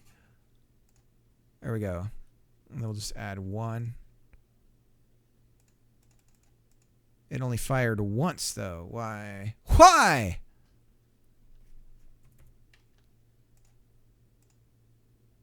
Poop, poop, poop, poop, poop. Why are they all... Oh, is it because of how I'm doing this? Oh, the count. We do want it to be additive.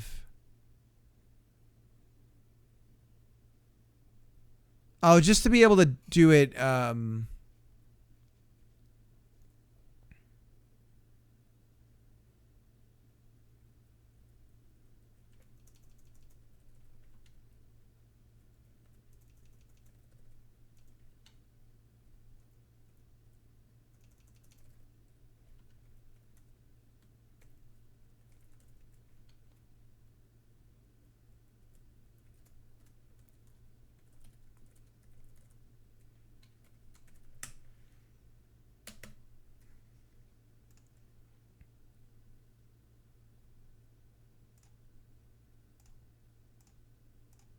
Okay, so we can just add a bunch of them. All right, let's just get this out. Exports, Windows. Do we say export project, right? Do we want to export the debug? You put it. It's fine. The parser's fine with it. Why can't you be?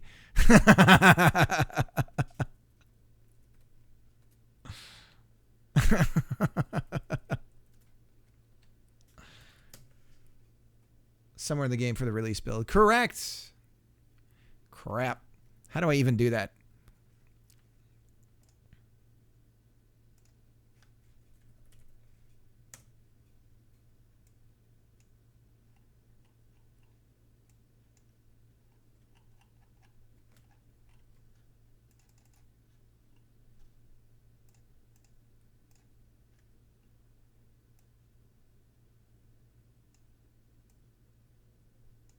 We just use delta on a process step.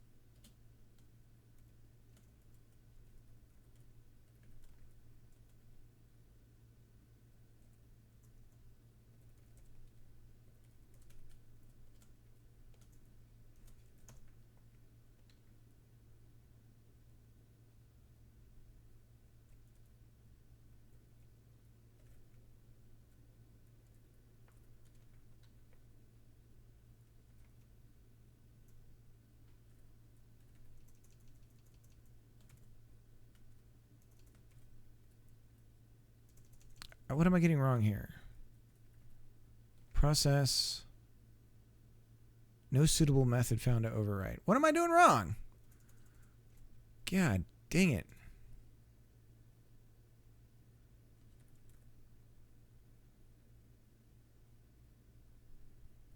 Engine singleton has a getter for FPS and other monitoring metrics. Okay. Counter from Godot. Okay. But how do I do it in process? There it is. Okay, what was I doing wrong? It's a double. Okay, fine. I don't care. Okay. So we're just going to set the La Bleu. La Bleu! We finally get to bring back La Bleu. Label, git node. La Bleu. La Bleu. And then we're going to say lableu.text equals os dot something.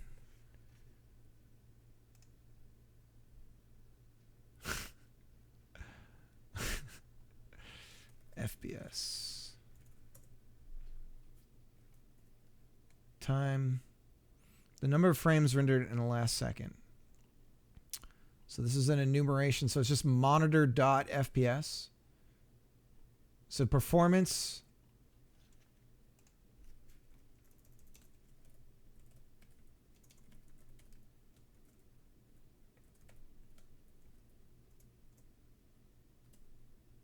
Time FPS.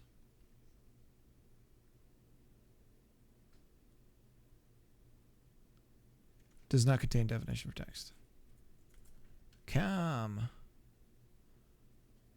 implicitly convert type. Performance dot get monitor. Performance monitor time. Okay. Sorry. Very first time. I'm not even reading the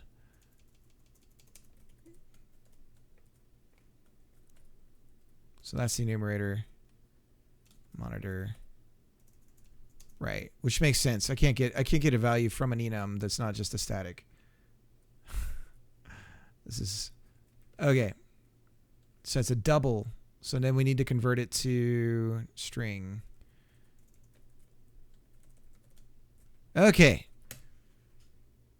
Let's just double check.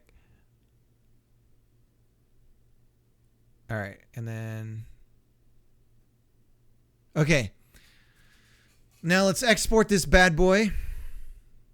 Now, do we want to export without debug?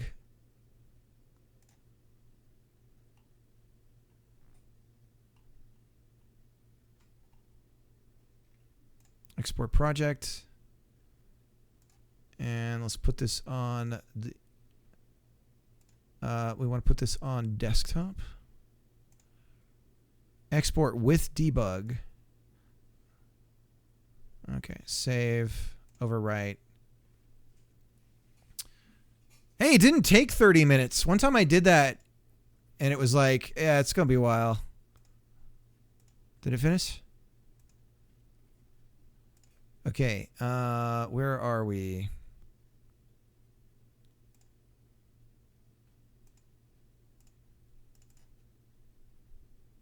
Hey, okay.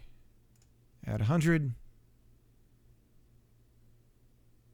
Just about the same. Add another 100. We're at 100 frames. Add another 100. 60. So it is better. It's just not that much better.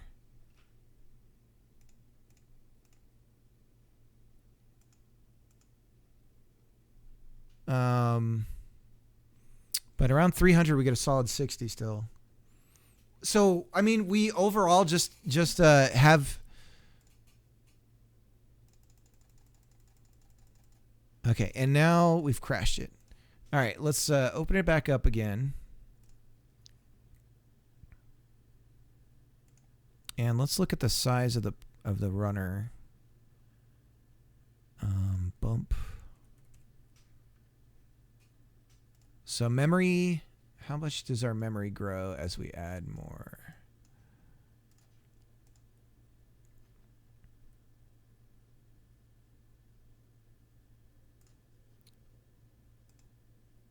It's not growing at all. I'm starting to lean towards, if it's not a process thing, I mean, it is process steps.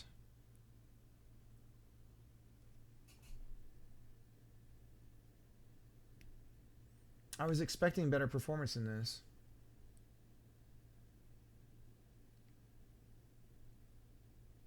Show it in megabytes.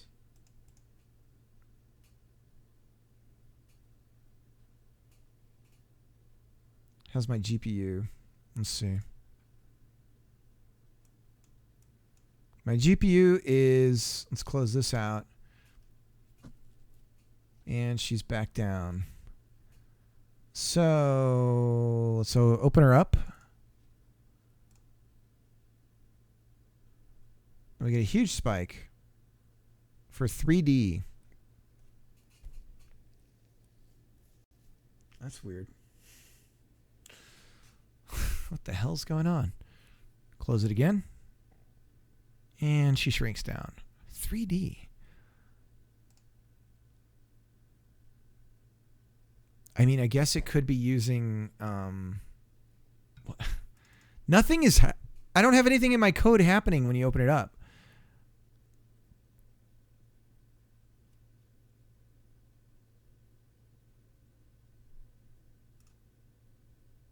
And the usage actually drops when you spawn things.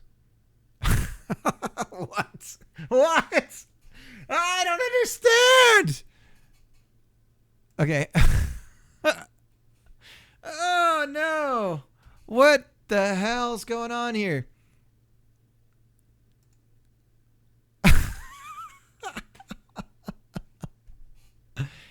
It's CPU bound. How do we lower the there's a way to oh god.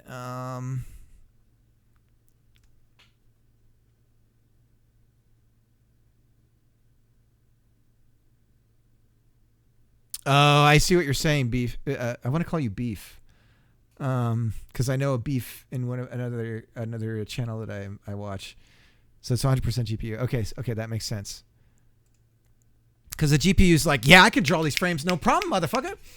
It's just like, yeah, I got it. Okay.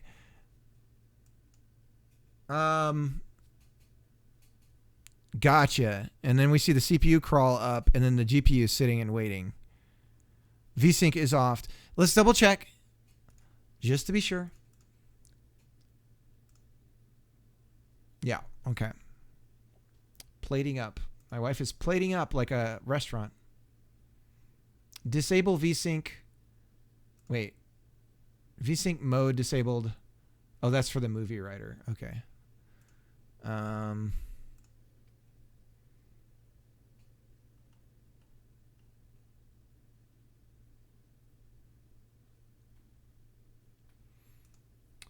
All right.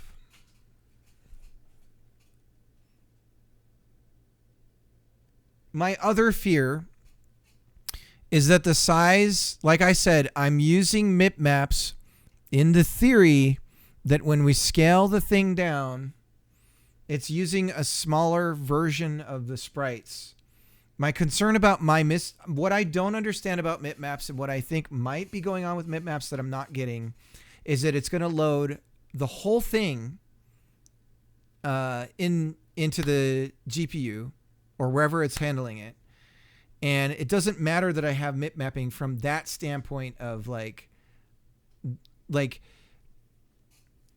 would it be better if I scale the sprites referencing bones in the skeleton that doesn't exist, but that should not be the case here. You could open up RenderDoc to check that. RenderDoc. All right. Let's if anyone has a friend that they'd like to raid, let me know.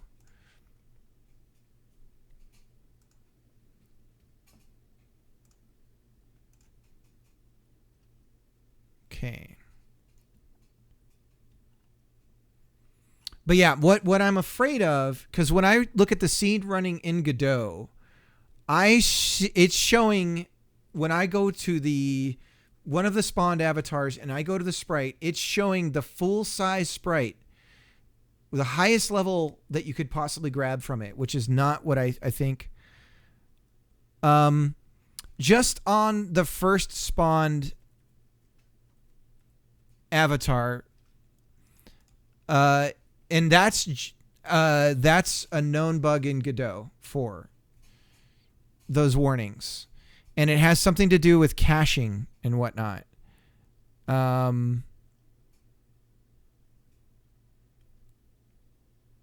But look at the exporter. So this is the warnings that are known. There's known issue with this.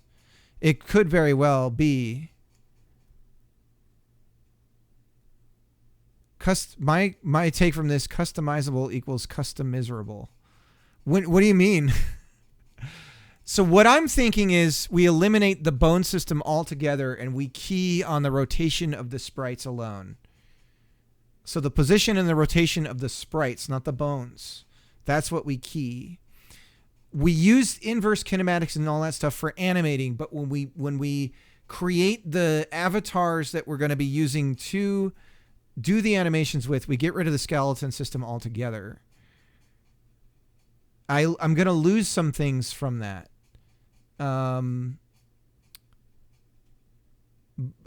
But that's a lot of work to find out if that's what's going on. And you can profile that without changing anything, just disabling IK. It is disabled now. So the IKs are disabled. I am keying on rotations and stuff, but the skeleton still exists. So what I'm doing is I'm keying the bones. What I'm saying is we use the skeleton to rotate no, we could do that. I mean, I could just hard delete that stuff. Oh, let's do a commit before we do that.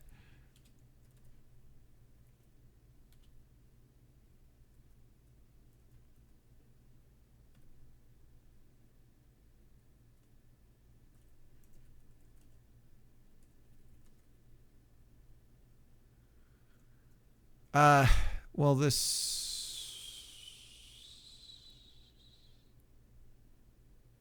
I think we could restore. Shit. I hate that. Return. Hang on, I gotta close and reopen. I fucked it up.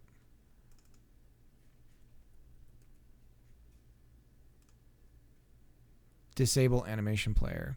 I've tried all of it, dudes. I've tried disabling. I mean, I've disabled the avatar from running, and we're still seeing this. So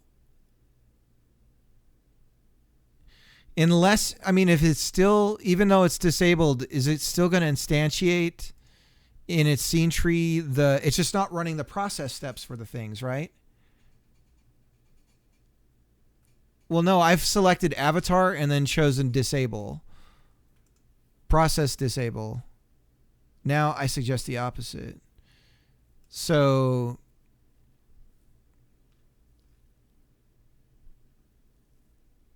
you're saying get rid of the animation player? Let's do the commit really quick. I almost want to discard the avatar changes.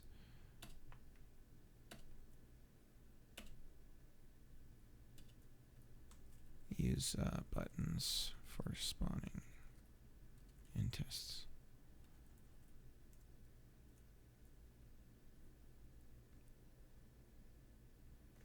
Okay. Just animation player. All right. We'll disable. So now we're back in debug land.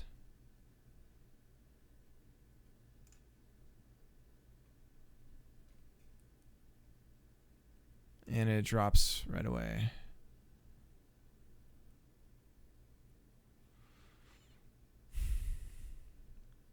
But see, like, if we go right now that it's running, if we go into the avatars, we look at one of these avatars, we open it up and we look at the sprites.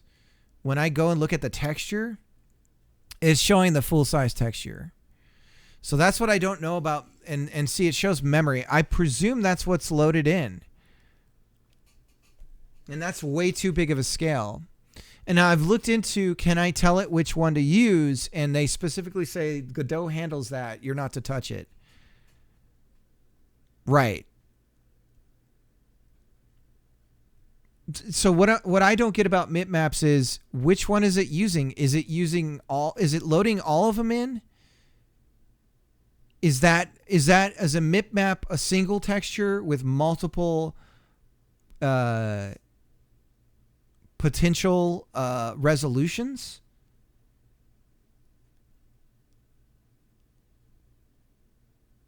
Or do you see what I'm saying? Because if that's the case, then my initial scale is too high. Or stored on disk when imported. Right. So 5 megabytes includes all 10 versions. So it won't tell me which one it's using when I look through the inspector on the running scene, is what I'm understanding. Is that...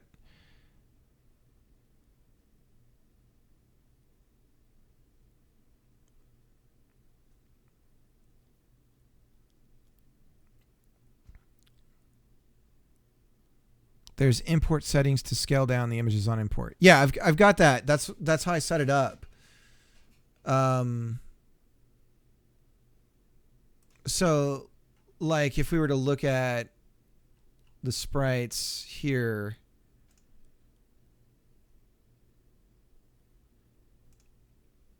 remove the textures.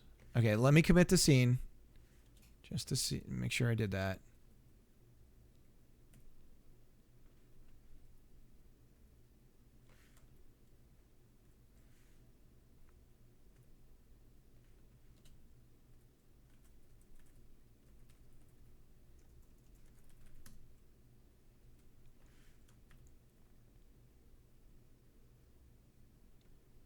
But in a real case scenario, you will load the PNG from disk, not an imported texture. IIRC, loading a PNG file allows you to select the level of mipmap. You load it only once, though. From what I've read, Godot handles the MIP for you based on... This is the part that's weird, because the documentation for 2D is next to nothing on mipmaps. And I'm almost wondering if it's even using them. But I think it is, because when I start to mess around with the settings, I can visually see a difference in the quality. The other thing to know about that is you got to make sure you have certain settings on for the mipmaps to actually even be getting used, right? So there's the nearest mipmap filter. If you turn this off, you're using trilinear filtering. So I could turn this on and it's bilinear. Then we have the mipmap bias. And this affects the filtering. Or the aliasing, right? Let me turn on nearest mipmap filter, reload the scene. Let's just see what this does when we run performance-wise. So maybe this has something to do with it. We'll go bilinear and then see what our frame rate is. All right, we'll check without. So that's even worse performance. Okay. I'm going to put it back. Now they suggest using nearest mipmap filter for mobile.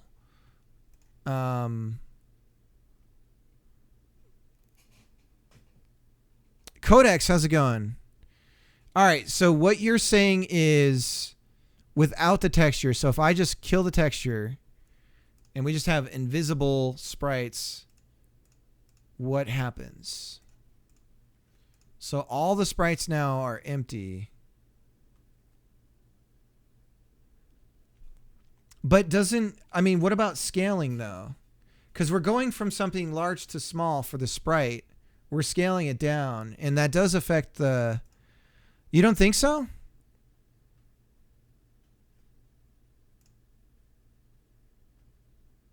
Yeah, no, it's still happening even without sprites.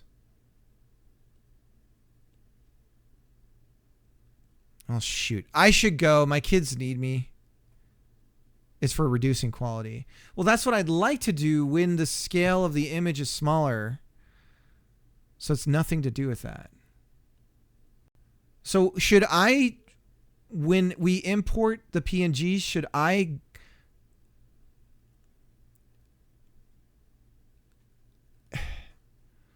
Okay, but we know now that that's not even the issue. Unfortunately. Okay, so let's go back to Mariano's suggestion. He was saying disable animation player. So let's disable... Oh, we already had. And that seems to have done nothing. God damn.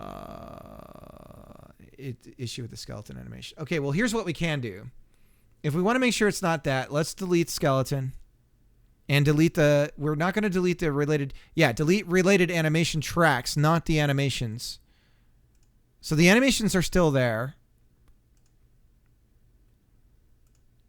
Let's bring back the animation process. I'm going to get an episode ready to watch. An episode of what? What are we talking about? Stargate? Let's all group watch Stargate together. Once Upon a Time. Oh, okay. Yeah, you can start that. I don't. Okay, so we're better by about. Oh, never mind. We were for a brief, wonderful moment.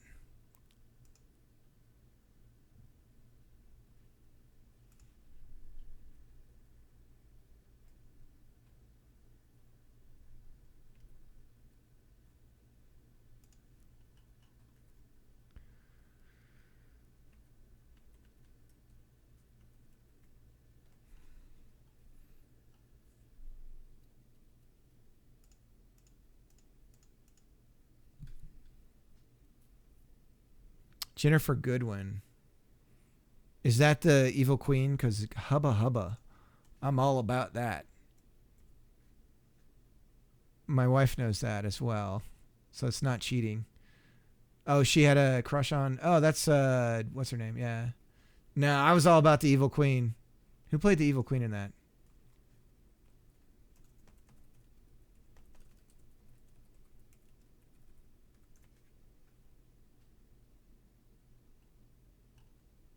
Actress. Lana Pereira?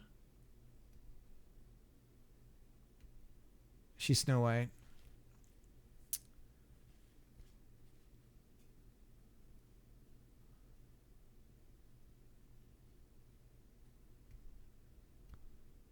Yeah, it falls. I feel like the quality falls. Now what? Why do we have so many errors all of a sudden? Oh, because there's a bunch of stuff that's firing that's not. Couldn't resolve track. Rotation. Wait a minute. Node not found.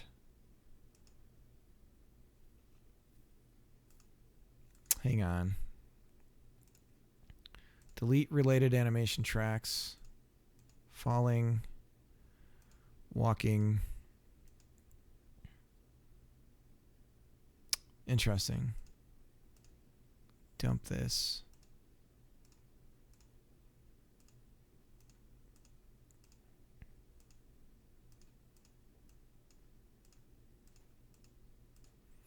Okay, so none of the animation player has anything to do with those elements. We're going to spawn avatars. No debug errors. Frame rates.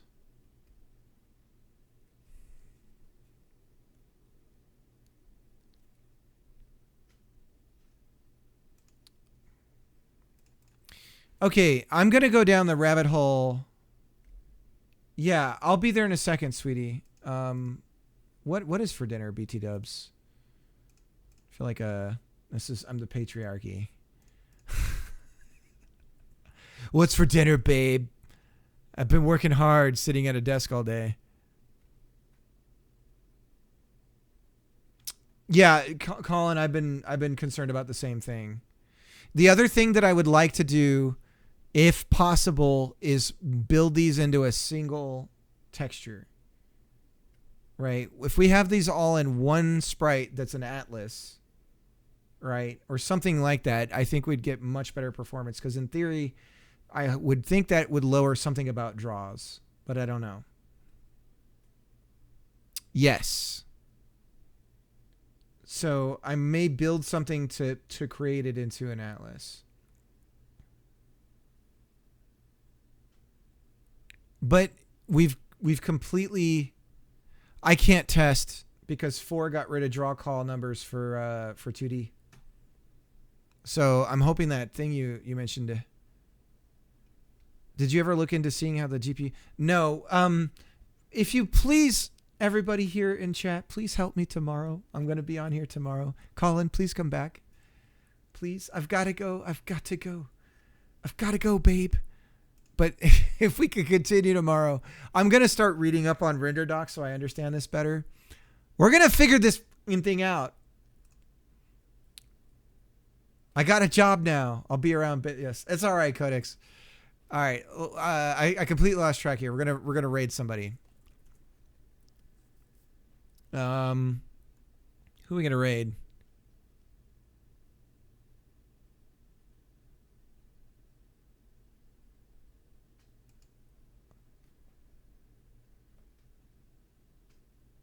But I also don't like being distracted. I do want to do a co-working stream thing, but I also don't want to be exact. I see what you're saying. Like a Discord call, a group Discord call thing. For personal stuff, I love distractions. Godot. Let's see those numbers grow. Look at this. Everyone's running from Unity. All right, Codex, have a good one. Okay, guys. Who are we going to raid? Pajama V Vegan, we've raided a few times. This is Debbie Dev. I guess we could raid Debbie Dev. And look at stream avatars. All right, Debbie Dev is the lucky winner. Raid Shadow Legends. Debbie Dev. Join now. Use discount code Debbie Dev. All right, guys. Much love. See you tomorrow. Hopefully, we'll continue down this rabbit hole. Peace. I don't know what to do. Bye.